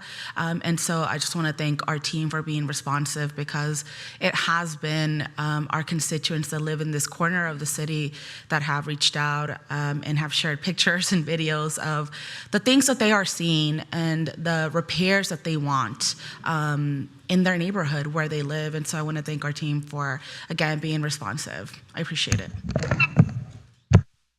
No other comments? I'll make a motion for the item. Second. Let's prepare to vote.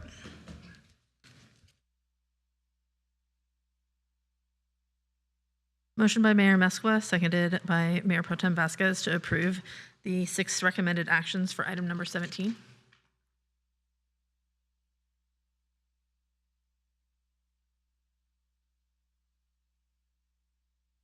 Yes.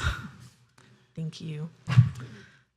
The vote is 6 ayes, no nays, with a recorded recusal by Councilmember Fan. Motion carries. Thank you. If we could return back to the overall consent calendar, please. Okay. There was a motion and a second to approve.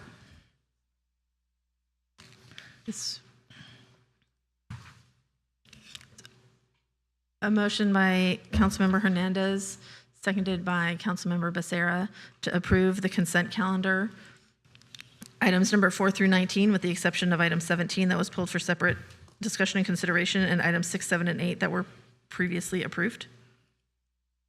Let's vote, please.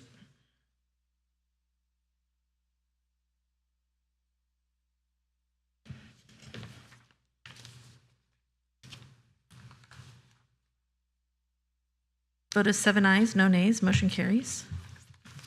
Great, thank you. At this time, we're going to go to the business calendar. Item 20 is a designation of a voting delegate for Cal City's 2025 Annual Conference General Assembly. Madam City Clerk, may we have a staff report? Does the council need a staff report? I see that we do not. I nominate Councilmember Penaloza. I'll second that nomination. Hold on. Hold on. We went really fast, so here. Let me ask my question. Are there any comments by the council? Councilmember Fan. I'm being serious. You're going to make a nomination? Go ahead now. Oh, I nominate Councilmember Penaloza as he is going to be chair of the Orange County Division of the League of California Cities. Thank you. I'll second that motion. I'm going to make a sub-motion and nominate Councilman Becerra. I'll second that. All right. Madam Clerk, go ahead. This is for the delegate position. Yes. A motion by Mayor, this is the sub-motion by Mayor Amezcua, seconded by Councilmember Peñalosa, to appoint Councilmember Becerra as the delegate to the Cal Cities General Assembly. Councilmember Becerra? Yes. Councilmember Lopez? Councilmember Hernandez? Yes. Councilmember Peñalosa? Yes. Councilmember Fan? Yes. Mayor Pro Tem Vasquez? Yes. Mayor Amezcua? Yes, and now we Vote have is to 7 have... ayes, go no ahead. nays. Councilmember Becerra will serve as the city's delegate, and if you would like to select, you can select up to 2 alternates. if Yeah, you I would was going like. to say, we need 2 alternates. Quick question for my colleagues. So, does Councilmember Pelosa, given your title with Cal Cities, are you going to be a voting member already? That's a good question. I'm going to find out. So since we don't know the answer, why don't we just nominate I don't 2 think so. alternates? That's the whole purpose of this. Yeah, I'm pretty sure I'm not. Okay. Yeah. Yeah. So then I'll nominate Councilmember Pelosa for the alternate then. I'll second that motion. Okay. Let's just do 2 together at the same time. Is there another one? I'll nominate myself and Councilmember Lopez. All right. All right, let's do it. vote. 2 alternates, Councilmember Peñalosa and Councilmember 2 Lopez. alternates. This is the sub-motion by Councilmember Peñalosa, seconded by Mayor Pro Tem Vasquez, to have Councilmember Peñalosa and Councilmember Lopez serve as the alternates. Councilmember Becerra? Yes. Councilmember Hernandez? Yes. Councilmember Lopez? Councilmember Peñalosa? No, I'm just kidding. Yes. Councilmember Fan? Yes. Mayor Pro Tem Vasquez? Yes. Mayor Amezcua? Yes. Vote is 7 ayes, no nays. Motion carries. The delegate will be Councilmember Becerra. The alternates will be Councilmembers Peñalosa and Lopez.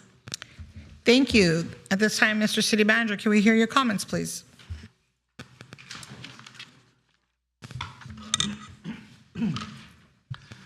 So press release tomorrow, or if you can this evening. We are proud to inform you that the city has launched their city-funded assistance program to help low and to moderate income residents impacted by the recent immigration enforcement actions. Our program is called Santana Ayuda Sin Fronteras. Again, Santana Ayuda Sin Fronteras, or Help Without Borders. And so we are working with 6 or 7 nonprofits as referral aspects. Part of our program assistance is helping with rent and utilities, and so it's already in our website, and so we're going to start announcing that as we move forward. It actually went into effect July 28, so we're going to make sure that the information gets out and make sure we were ironing any internal kinks that we may have some concerns. So we'll monitor, and as recommended by the last council approval regarding this item, we'll be happy to come within 90 days forward with a report regarding success and use of the funds. Thank you, Mr. City Manager. At this time, I'll call on the council members to announce their comments. Councilmember Lopez. Thank you. So earlier this year, I discussed with our city manager the opportunity to attend a program for local elected officials at Harvard. And so this program focuses on effective governance, cross-sector collaboration, and professional development. The city manager did review and approve my participation using funds from the previous fiscal year's budget. The total cost was $17,900, not $20,000, as it was misrepresented on the dais here. And most importantly, these funds were funds that were earmarked in last year's budget and had no impact on this year's budget. And so the training brought together 70 elected officials from California to Maine, all across the country, to really convene and start a conversation about how other cities are tackling some of the most pressing issues that small cities are beginning to see, but that big cities, like a city like our size of almost over 300,000 people live here, have been experiencing. And of course, one of the big topics of conversation was homelessness at this training. And so one of the key lessons involved discussing the city of Rockwood in Illinois, which is comparable to our size.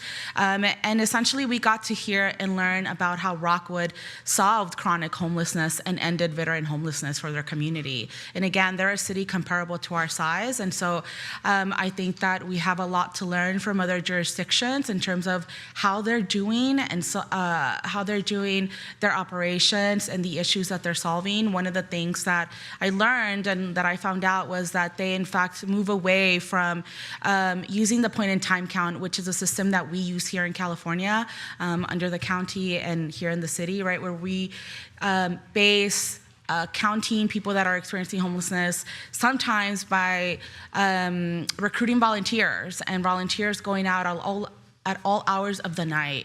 And so we know that that is not a system that is truly representative of the issue at hand here in the city, really the county, the state. And so the model that they essentially implemented was, again, moving away from the point in time count and essentially, being data-driven. And we've heard so much sometimes about why data-driven approaches are so important, but it allows you to focus on what actually works by having things that you are measuring in terms of outcomes and goals.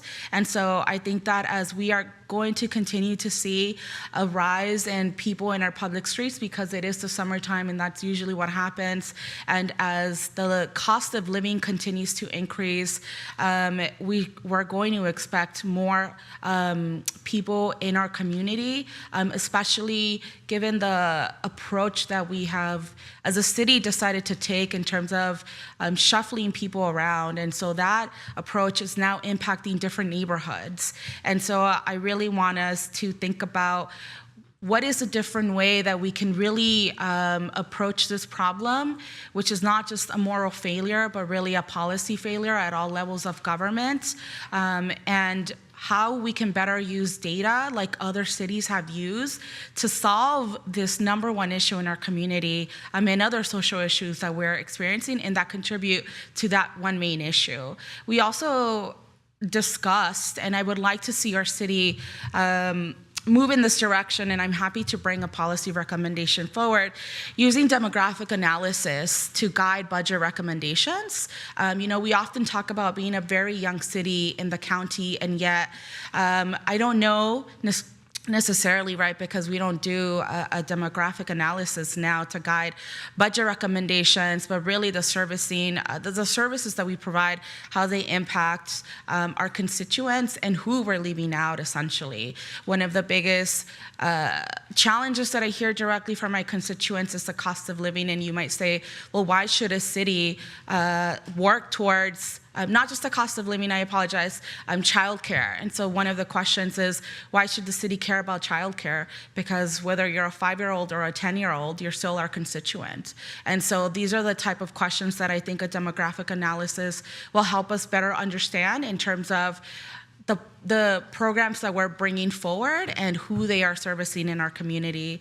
The other big issue at this training was artificial intelligence.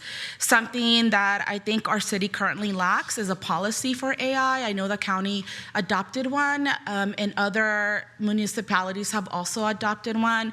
And I'm not against using AI, but I do wonder if our employees know that they shouldn't be uploading sensitive data to these clouds, just so that we're protecting people's personal information. And, I think the mayor of San Jose recently was interviewed and talked about using AI to streamline processes. And in the process of doing that, they found out that city staff were still collecting these old newspapers so that the mayor can read. And so that was something that they decided we no longer need to do. But again, using the tools that we have available to take into account and put to work for the city is, I think, important as we see AI becoming much more popular. And that's not to say that artificial intelligence should replace any of our employees. It shouldn't, but it should help us become more efficient as a city as a whole. And one of the other things that I would like for us to discuss is possibly creating a chatbot for our website that can help address the most frequently asked questions that we get as a city, and possibly that can interact with the public if it asks us a question about how can I apply for a business license? Where do I go for this or that? And so I think, again, that's a feature that we have a box on our website, but it's not necessarily back and forth. And so I would like for us to figure out how we can use these technologies to better deliver services to our constituents.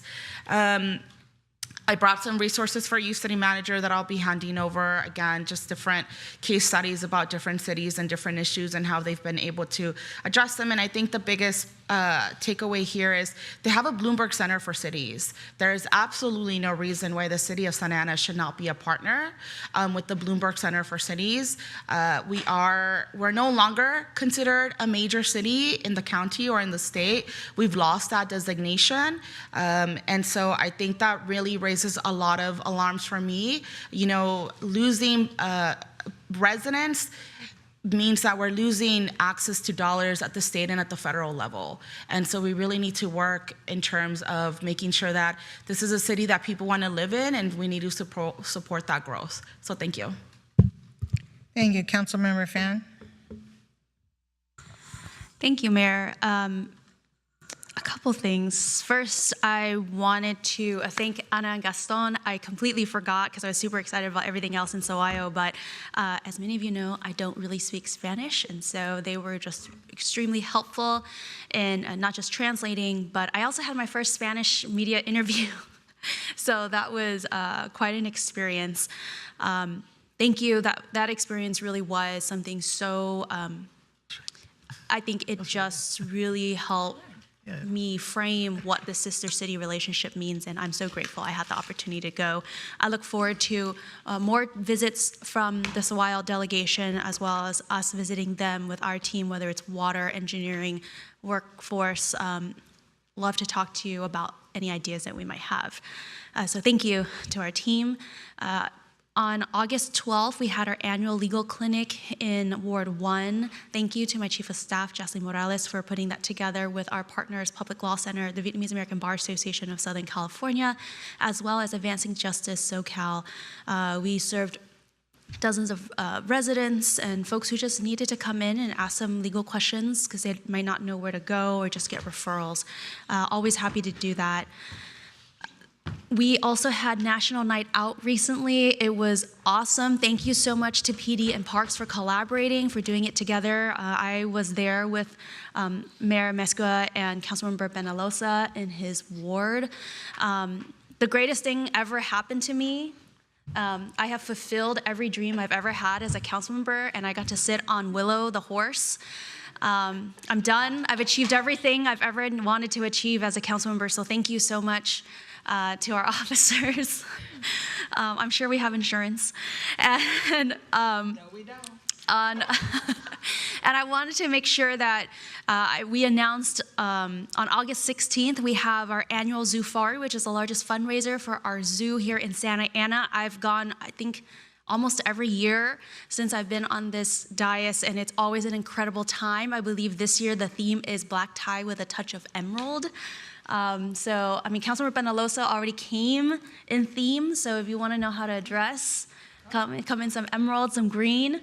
But it's always a great way to fundraise with the zoo, for our habitats, for our animals, and really meet a lot of the staff out there. And I also, just as a final note, congratulations to Councilmember Lopez for completing your time at the Harvard Kennedy School. As someone with a Master of Public Policy, I think it's a wonderful way to improve all of our skills up here on the dais. And it's something that historically we've done here in the city of Santa Ana. I believe former council members Jose Solorio, Michelle Martinez, as well as some other staff have done it. And I think that anything we can do in order to improve our skills, professional development to better serve our constituents is a good thing for the city. So congratulations, and I look forward to a lot more of your ideas, and I hope you share the resources with me. Thank you. Councilmember Sarah. Thank you, Madam Mayor. As part of the AB 1234 disclosure, the city paid for my travel and accommodations in Atlanta for the AAPI LEAD conference, where I had the opportunity to interact with elected officials from throughout the United States. And we were definitely popular, at least the electeds from Southern California, given the attention the feds like to give us these days. So, but it was good to share ideas with other big city councils and mayors to get an idea what everybody's handling, or how they're handling some of the same challenges. I want to thank everybody who attended the digital marquee unveiling and my office hours at Carl Thornton Park this past Saturday. I want to thank Parks and Rec. I want to thank the City Manager's Office and PD for participating. We had a great turnout. And one thing I mentioned at the event was, you know, for as much as sometimes this council can be divided, there's certain things that we all just seem to align on. And one of those things is transparency and trying to make sure that the community has as much information as possible about what the city does. And I think that this digital marquee will be helpful in making sure that folks get information about what the city is doing. And my understanding from Paul was that I think at the same time that they were, well, not at the same time, we were first, but second and third, I believe, was Centennial. And I'm not sure what other park it was, but it doesn't matter. Carl Thornton Park was first, so that's good. So with that being said, one thing I wanted to ask our PD about. So I've gotten multiple messages from folks. As we all know, fireworks is quite the popular topic, not always on a positive side. And one thing I've been receiving multiple messages about is on social media, the Riverside PD has been highlighting their use of drones to identify folks that are shooting off illegal fireworks. And I can't say I disagree with the idea of using those, because I can't tell you how many calls I get from folks that say, hey, there's somebody shooting off illegal fireworks. Can PD get out there and do something? And we all know that by the time they've made the call, it's probably too late. But the drone technology and what the Riverside PD was showing on their social media was phenomenal. They were able to identify folks that were committing this illegal activity. And I just wanted to ask PD, where are we at when it comes to our drone program? Yes, thank you, Councilmember, for the question. And yes, we are currently in finalizing a proposed agreement with the vendor regarding drones and the use of drones. And you're absolutely right. They can be used for fireworks enforcement. And the other part to that, they can also be used for, it's also a de-escalation tool, because when you confront someone when they're lighting illegal fireworks, they probably, if they've been drinking alcohol or something, that's probably not the right time for an engagement. Usually it's better that they get an admin site through their mail. And it doesn't create that confrontation. So we're in the final process of finalizing that agreement, and we plan on bringing it forward, I believe, at the September, because we don't have an early council meeting, right? September council meeting. Second one, yes. So we should see that in September then? Yes. That's fantastic. That's great news. And I think a lot of folks will appreciate that. Last but certainly not least, tomorrow at 4 p.m. over at Taft Elementary, there'll be an opportunity for the community to provide input on the design of the new playground over at Sandpoint Park. The playground over at George Upton is amazing and very popular. So no pressure. You got, a little benchmark there to match up to. Hopefully we'll see at least, if not more, success at Sandpoint Park when it comes to the design there. But I would encourage everybody to come out and give your 2 cents on how you would like to see the playground designed. And I believe, Hawk, we want younger folks to come out about 4 p.m. so that they get their own opportunity to share their input, and then adults coming in at, 5:30? Correct. Okay, great. Thank you. With that, have a good night, everybody. Thank you. Councilman Hernandez? Thank you, Madam Mayor. I just wanted to start by thanking our city staff for today's council meeting. Thank you for the good work that you are all doing. And I wanted to highlight the AB 1234 disclosure. I had my travel and lodging paid for by the city for the National Association of Latino Elected Officials Conference in Atlanta, Georgia from the 22nd to the 25th. The conference was one that touched on protecting our firefighters and our resources, protecting the environment. LA was a big topic due to the fires in Altadena. So I paid very close attention to that so we can protect our resources here for our firefighters. We talked a lot about, of course, immigration as well. And I was happy to meet electeds from neighboring cities that have also joined the lawsuit against our federal government. Leadership from Huntington Park, City of Bell Gardens, a number of cities that were there. It was an honor to be able to meet with them and to learn and to share. I also had the honor of joining the Sister City Partnership event in Zaguayo, Michoacan, which took place from the 25th to the 29th. A fantastic opportunity for us to strengthen the relationship that we have. Santana has, between Santa Ana and LA, there are over 60,000 residents from Zaguayo between the two communities. And so a very large number of residents.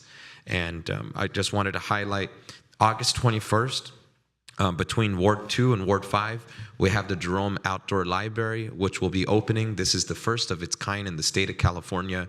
I'm very proud that this is going to be shared with Mayor Pro Tem Benjamin Vasquez in the district right there at the Jerome Park. This new amenity will bring an outdoor library kiosk, which will be available 24/7, as well as Parks and Recreation, bringing programming and additional amenities for young children and families to engage. And then I want to invite all of our neighbors out to Sunday, August 24th, Centennial Park Chicano Heritage Festival. This will be the 4th annual event, and it will be headlined by LA's own El Chicano. And come on out and enjoy Viva el Tirado together. Nos vemos. Thank you. Councilman Penalosa? Thank you, Madam Mayor. I just wanted to also disclose that per AB 1234 disclosure, I had initially scheduled to be at Naleo back in April, but going through our budget process and seeing the deficit that we're in and the upcoming budget problems that we're having, I decided to cancel the trip because I couldn't justify spending nearly $1,500 for me to go to a conference. All these conferences are great. They're great educational resources, but to sit here and question the budget and question the increase to the travel budget for council members, and then go on, almost a $20,000 trip to Harvard on the back of taxpayers is completely inappropriate. So I would hope that as we move into next year's budget cycle, all of the council members up here take a close look and look at what the choices you're making up here with the people's tax dollars. So I chose to cancel the trip because yes, the Harvard training might have cost basically $18,000, but we also paid for airfare for Councilmember Lopez, but she didn't mention that. So I would hope that all of us up here, including Councilmember Fan, these trainings are great, but when you're facing a budget deficit, it's inappropriate and a misuse of tax dollars. You didn't need to go to Saguayo, but you chose to. So I would hope that we all do better as we move forward. With that said, on August 14th at 3:45 p.m., I invite everybody to join us at Delhi Park for the unveiling and ribbon cutting of the city's first library in over, I want to say, how many years, Mr. City Manager? No, 50. 50 years 50 that we're years. opening on the south side of And in town. the south side. At Delhi Park, at the Delhi Community Center. This is something that I've been championing since I first got elected, is just expanding our library programs and the library department. First thing we did was bring back our library department. Over the last 10, 15 years, it was absorbed by Parks and Rec, and it should have never have. And we were able to create our own library department. Then I slowly agendized, and the council unanimously voted to bring back the bookmobiles. And now we have a second one coming in on the next year or so. And now we're about to open Delhi Park. Well, it's actually already open, but the big ribbon cutting celebration is on August 14th. So I invite everybody to come and join us. Also, I want to acknowledge the multiple vehicular deaths that have been happening in the city. Every day there's, whether it's Main Street, Sigerstrom, Bristol, there is a vehicular traffic collision with multiple deaths. This has been a traumatic week. Just yesterday, there was one of a senseless driver that was, I don't know if the guy was on a suicide mission or whatnot, but there are innocent lives that are being taken. And we need, it's not, people blame the sidewalks, the protected sidewalks, the protected bike lanes, but it's speeding. People need to slow down. I, along with everyone in this room, drive these streets hundreds, if not thousands of times a year. And thank God we've never been involved in one of these accidents, but it's happening way too frequently. What I do, it's nobody's fault but the driver's fault, that they're driving 100 miles per hour down Main Street or Sigerstrom, and that's unfortunate, but we need to really do better as a community in just practicing just regular driving safety. What I do want to ask is from our police chief. I drive around this entire city, and I don't expect you to respond because it's just my council comments, but I drive around the city like many of us do all day long. And it's been a while that I've seen a traffic officer, a motor cop, out there enforcing speeding, enforcing these laws. I remember growing up in this city, my childhood, and I would see motor cops everywhere. I would always see them. And I know because I'd be driving with my mom and she'd throw her cell phone in the back of the seat or put on her seatbelt or slow down and, you know, and she'd point out the motor cop. I haven't, I'm sure you're probably out there, but I would hope that we really beef up our traffic division in patrolling and really enforcing traffic laws like speeding, mainly speeding, because I see them all the time, all day long, where we're seeing speeding cars everywhere. And I don't think, just because I know that I'm not seeing these motor cops out there, I would hope that we put emphasis in that area and start focusing on enforcing these speeding laws and going after drivers, ticketing them, because that's the only way that this community is going to learn that they shouldn't be speeding the way they've been doing. So that's it for comments. I do want to thank Parks and Rec for the movies in the park at Memorial Park. It was and the police department for having the National Night Out that day. Thank you for not doing it tonight, so all of us could attend. And yeah, those are my comments. Thank you, Madam Mayor. Thank you. Mayor Pro Tem. Thank you so much. I too did not go to Naleo this year. nor did I go to Saguayo, but that was for the ICE enforcements that we were having in the community. I had gone to Naleo a year ago to New York, and I did go with Council Member Peñalosa. We did approve a budget for $40,000. 7 of us voted for a budget for travel. 7 of us agreed, and we didn't fight on it. But we did approve that budget, the 7 of us together, as all of us agreed on that.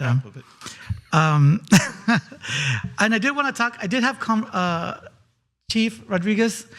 I was having a discussion about Sanctuary City with one of my close friends, and he was worried about us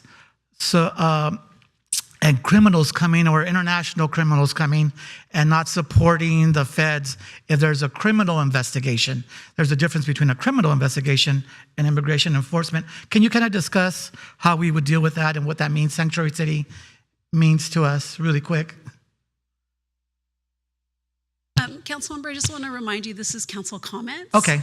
And I mean, if you want to have, I don't know how quick that could be, and it really is up to the All right. chair, but But I just we- want to remind you, it's council comment. Yeah, Just let's be- just then- stick to comments, please. Thank you. Just to be quick, if there's an investigation, our police would investigate international crime, international gangs in Santana. They're not going to go free. Sanctuary doesn't mean crime goes as people want, but it's just about immigration enforcement at itself.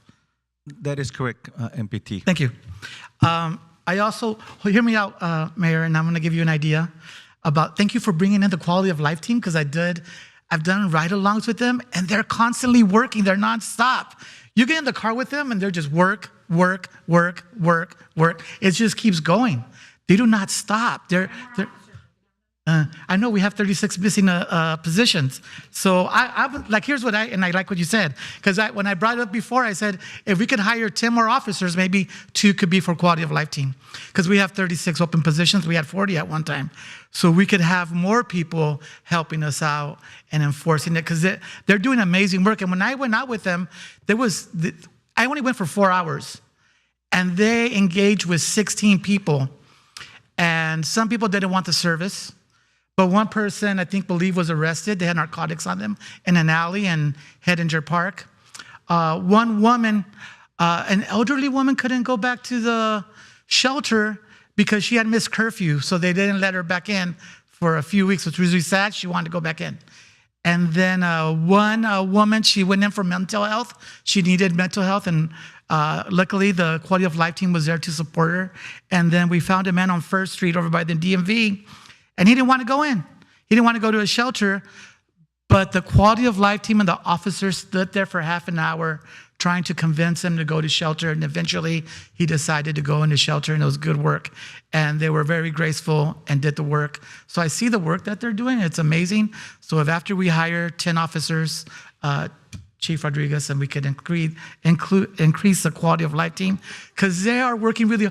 I've gone on rides with the regular patrol, and they're doing work, and they're waiting for the phone calls. But if they see an unhoused person, they're not going to pull over, because they're ready for those harder phone calls.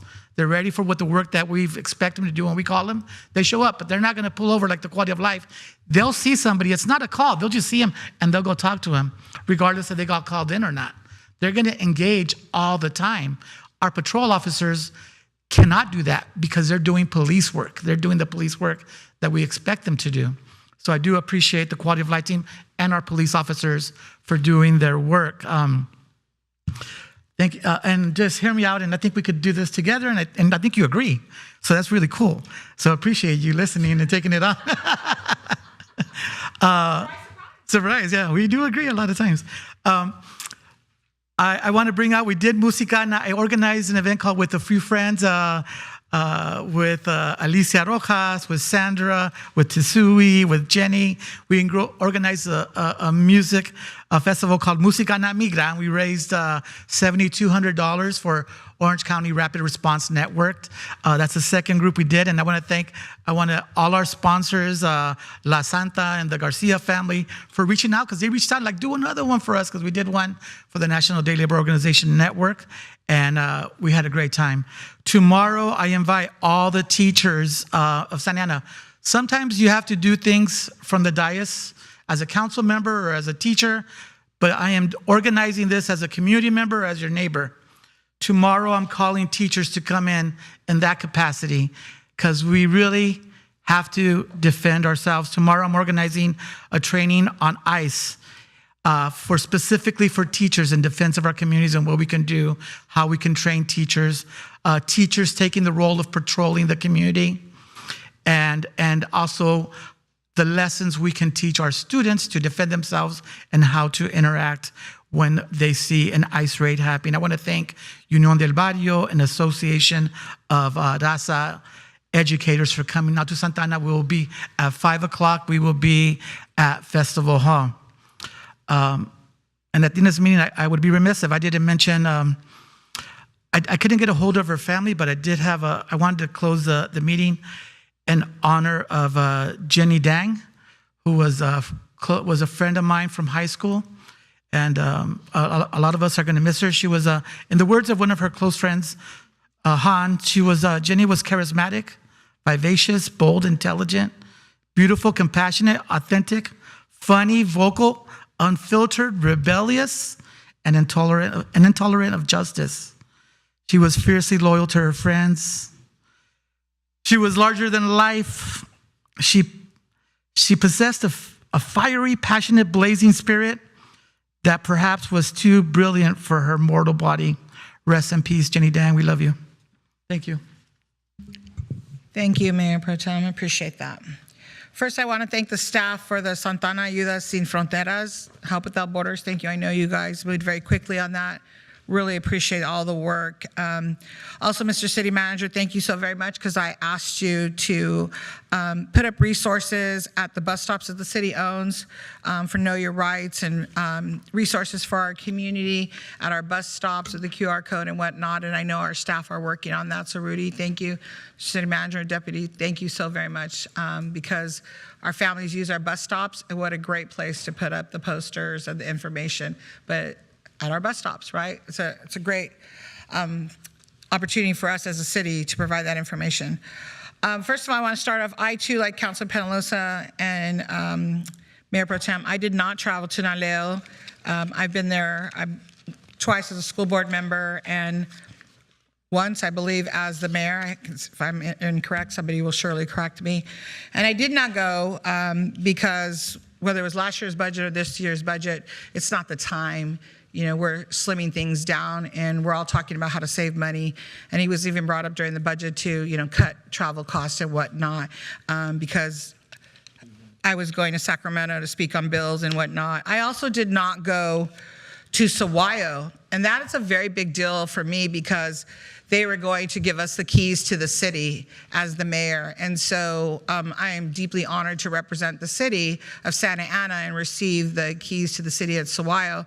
And I did not go because our families are far more important than me going to Saguayo or Naleo. And so there's too many things going on in this city, whether it is the immigration issue or the budget or just everything that comes up every single day. It is not the time to be traveling. And so, like Councilman Penalosa and Mayor Pro Tem, I chose not to, and that was our choice. But for me, the constituents come first. And I know, Mr. City Manager, you and your team were also going to go to Saguayo with us, and you also decided not to travel. And so thank you for that. And Saguayo is giving the city of Santa Ana $50,000 for our immigrant fund. That's a lot of money for Saguayo to give us. And so on top of the money that we've approved, they are also giving us $50,000 for our family. So thank you to our family in Saguayo for that. So I will not be traveling with the city paying for anything. So if I travel, it's either be on my dime or another agency that I am traveling for. If they ask me to go speak in Sacramento on a bill, they will need to be paying for it. The city, I will not be asking the city to pay for my travel for the remainder of the year. That is my commitment as the mayor. Okay, so Mayor Pro Tem, thank you about the police officers, because when I first sat here first year, we were 48 officers short. And now we are only, Chief, I believe 31, roughly. And we just brought in five last week. Very rough. We brought in 5 new ones last week. Yes, and we had a homicide detective retire. Okay. Okay, so we're short, so let's get those 10 officers, Mayor Pro Tem. I'm there with you. And don't tell me not to take up time, because you all spoke. Okay, so thank you, Chief Rodriguez, for producing a video with me. The importance of calling 911, especially when people are afraid right now to call 911 in the times that we are experiencing.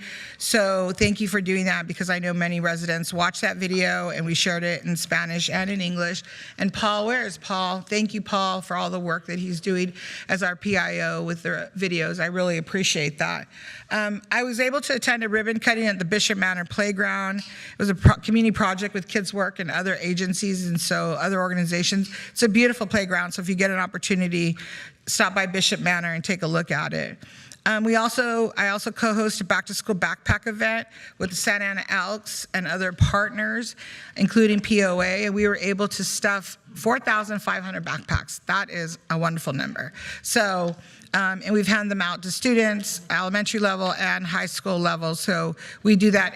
I've been doing that. This is my 3rd year with them. And so thank you to all the people who volunteered and have handed out the backpacks. I'm continuing for the neighborhood association meetings. Councilman Becerra, thank you for bringing up the drones, because at the last neighborhood association meeting, Chief, I know that the neighborhood leaders, all of them, requested drones. And not just for fireworks, but there are other cities who have drones. And so I want to thank you, and I'm glad that you're bringing this forward. And so also in that meeting, Mr. City Manager, it was brought up that there was, I want to make sure I get it correctly, that there was something that was put out by a council member that the council approved a mass surveillance system, and that has now shown to share sensitive data with ICE. And so I would like that to be looked at, because I want to be able to go back next month to the neighborhood association meeting and share with them that we did not approve a mass surveillance. This is exactly how it was written, a mass surveillance system. We did not approve that. And so honesty is very important. And so when we sit up here, I want to make sure that that's accurate. So if we did approve one, I'd like to know, because I didn't miss that meeting. And nobody's taking your DNA, and it is not a mass surveillance system. And so I'm sure we'll have the same conversation when drones come up and other things. Our community is asking to address public safety. And you can look at data, and you can go here, you can go there, whatever. It's about safety for our community. And every neighborhood association meeting that I've had in the last 3 years that I've been sitting here, every leader wants to be safe in their community, and their neighbors want to be safe. And so I want to make sure, and that was brought to our attention at that meeting, that we approved a mass surveillance system. So I would like you to please find out what system. Did we approve it, Chief, somebody? And let us know if, in fact, this council approved a mass surveillance system, because that's how it was read off by a constituent that read the newsletter. Also, great news. We attended, Councilman Penaloza, myself, Councilman Becerra, Mayor Pro Tem, Councilmember Lopez attended a push-in ceremony for the Orange County Fire Authority's new $1.5 million fire engine. Yay. It's state-of-the-art. It will help the department respond better, more effectively. It is truly a beautiful machine. Please go look at it.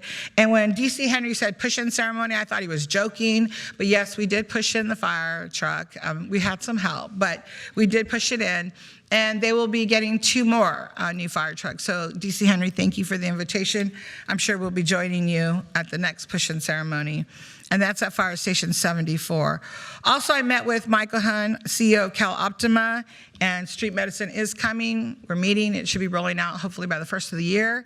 And we also did a video together, and he was sharing the resources that Cal Optima has, from medical transportation to virtual care options for our residents, because residents are afraid to leave their home. And so Cal Optima is providing services. Families Forward has a wonderful community market. If any of the council members have not been out there to visit with Families Forward, please go take a look at their community market, and they offer incredible services out there. Sadiana's and Ishmael had a friend named Ishmael had, oh gosh, what's his last name? I apologize. Sadiana had backpack giveaway. We gave away 400 backpacks, and we had great music, and it was just amazing to have the community come out there in that neighborhood and get backpacks and food and music, and the lowrider cars were there. So it was a really good event, and we gave away 400 backpacks. Thank you to the zoo. Thank you, Hawk. We had coffee with the mayor at the zoo. It's always a hit. We had over 50 people there, well over 50 people. But we had two special guests, the otter, bless you. The otter, and bless you, man. The otter and the monkey joined us, and they assaulted me. Everybody saw it's on video. The name's Tammy. I'm sorry? It's Tammy, not The monkey? Yeah. Oh, Tammy. it's Tammy. Yeah. Is she a monkey? Tamarin monkey, so it's Tammy. She's a tamarin monkey, and the otter, does the otter have a name, Hawk? What's his name? Ollie, okay. So they joined us at the coffee with the mayor, and the families loved it, and so invite them to come out to your events, because the otter and the monkey are wonderful to have. They just might pull pulgas out of your hair and eat them and things of that nature in an attempt to assault you. But thank you to the otter and Tamara, the monkey, Tammy, for joining us. And then the Orange County Labor Federation, we had a dinner with them, and it was great to celebrate with them and the union leaders that are creating change throughout Orange County, throughout the country, actually. And then Sunday, with Santa Ana, the 3rd annual Charity Classic Car Show at the Santa Ana Elks Lodge. It was a great event. They raised money for the scholarships and for all the wonderful things that they do there. That was just wonderful. It's been really, really busy. And so I'm honored to represent the city in so many different places. And finally, I'm also honored at this time that I've been appointed chair of the California Sober Living and Recovery Task Force. CASLAR is a nonpartisan solutions-focused coalition working group to elevate standards for sober living and recovery homes across Santa Ana and the state of California, and I'll be advocating for safe, ethical, and accountable housing for those in recovery. So as we know, we need to make sure that they're running properly, because we've had people die in there and get services and get kicked out to our streets. And so we don't want that. So I'm honored to sit on that board representing the city of Santa Ana as the mayor. I'm going to close in memory. And I'd like to take a moment to honor the lives of 3 brave Los Angeles County Sheriff's Department detectives who tragically lost their lives in an explosion at the Academy Training Facility in Los Angeles. And this is what I always talk about when I tell people, you know, officers go to work, they have families and significant others and children, and, you know, I would hope that we would all thank them, because sometimes they don't go home. And it's very tragic. Detective Joshua Kelly Eakland served with the Los Angeles County Sheriff's Department for 19 years. And most recently, he was with the Special Enforcement Bureau. He is survived by his wife and 7 children. 7 children. Detective Victor Lemus. He served, sorry, it's a little difficult. He served for 22 years, also with the Special Enforcement Bureau. He is survived by his wife, who's also a detective with the department. 3 daughters, 3 sisters who served in the department, and 4 brothers. Detective William Osborne, a 33-year veteran of the department, also assigned to the Special Enforcement Bureau. He is survived by his wife, a detective with the department, his 4 sons, and 2 daughters. Their end of watch was Friday, July 18th, 2025. On behalf of the city of Santa Ana, I extend our deepest gratitude to those officers and their families for their dedication and for their service. And may their memory be a blessing and their sacrifice never be forgotten. So when you go out in the streets at night and you see them working, just remember they have families to go home to, and take a moment to thank them, because there are people up here who beat them up sometimes. And I'm sure that those 3 detectives did not go to work that day and know it was going to be their last day on the job, and it was going to be the end of their watch.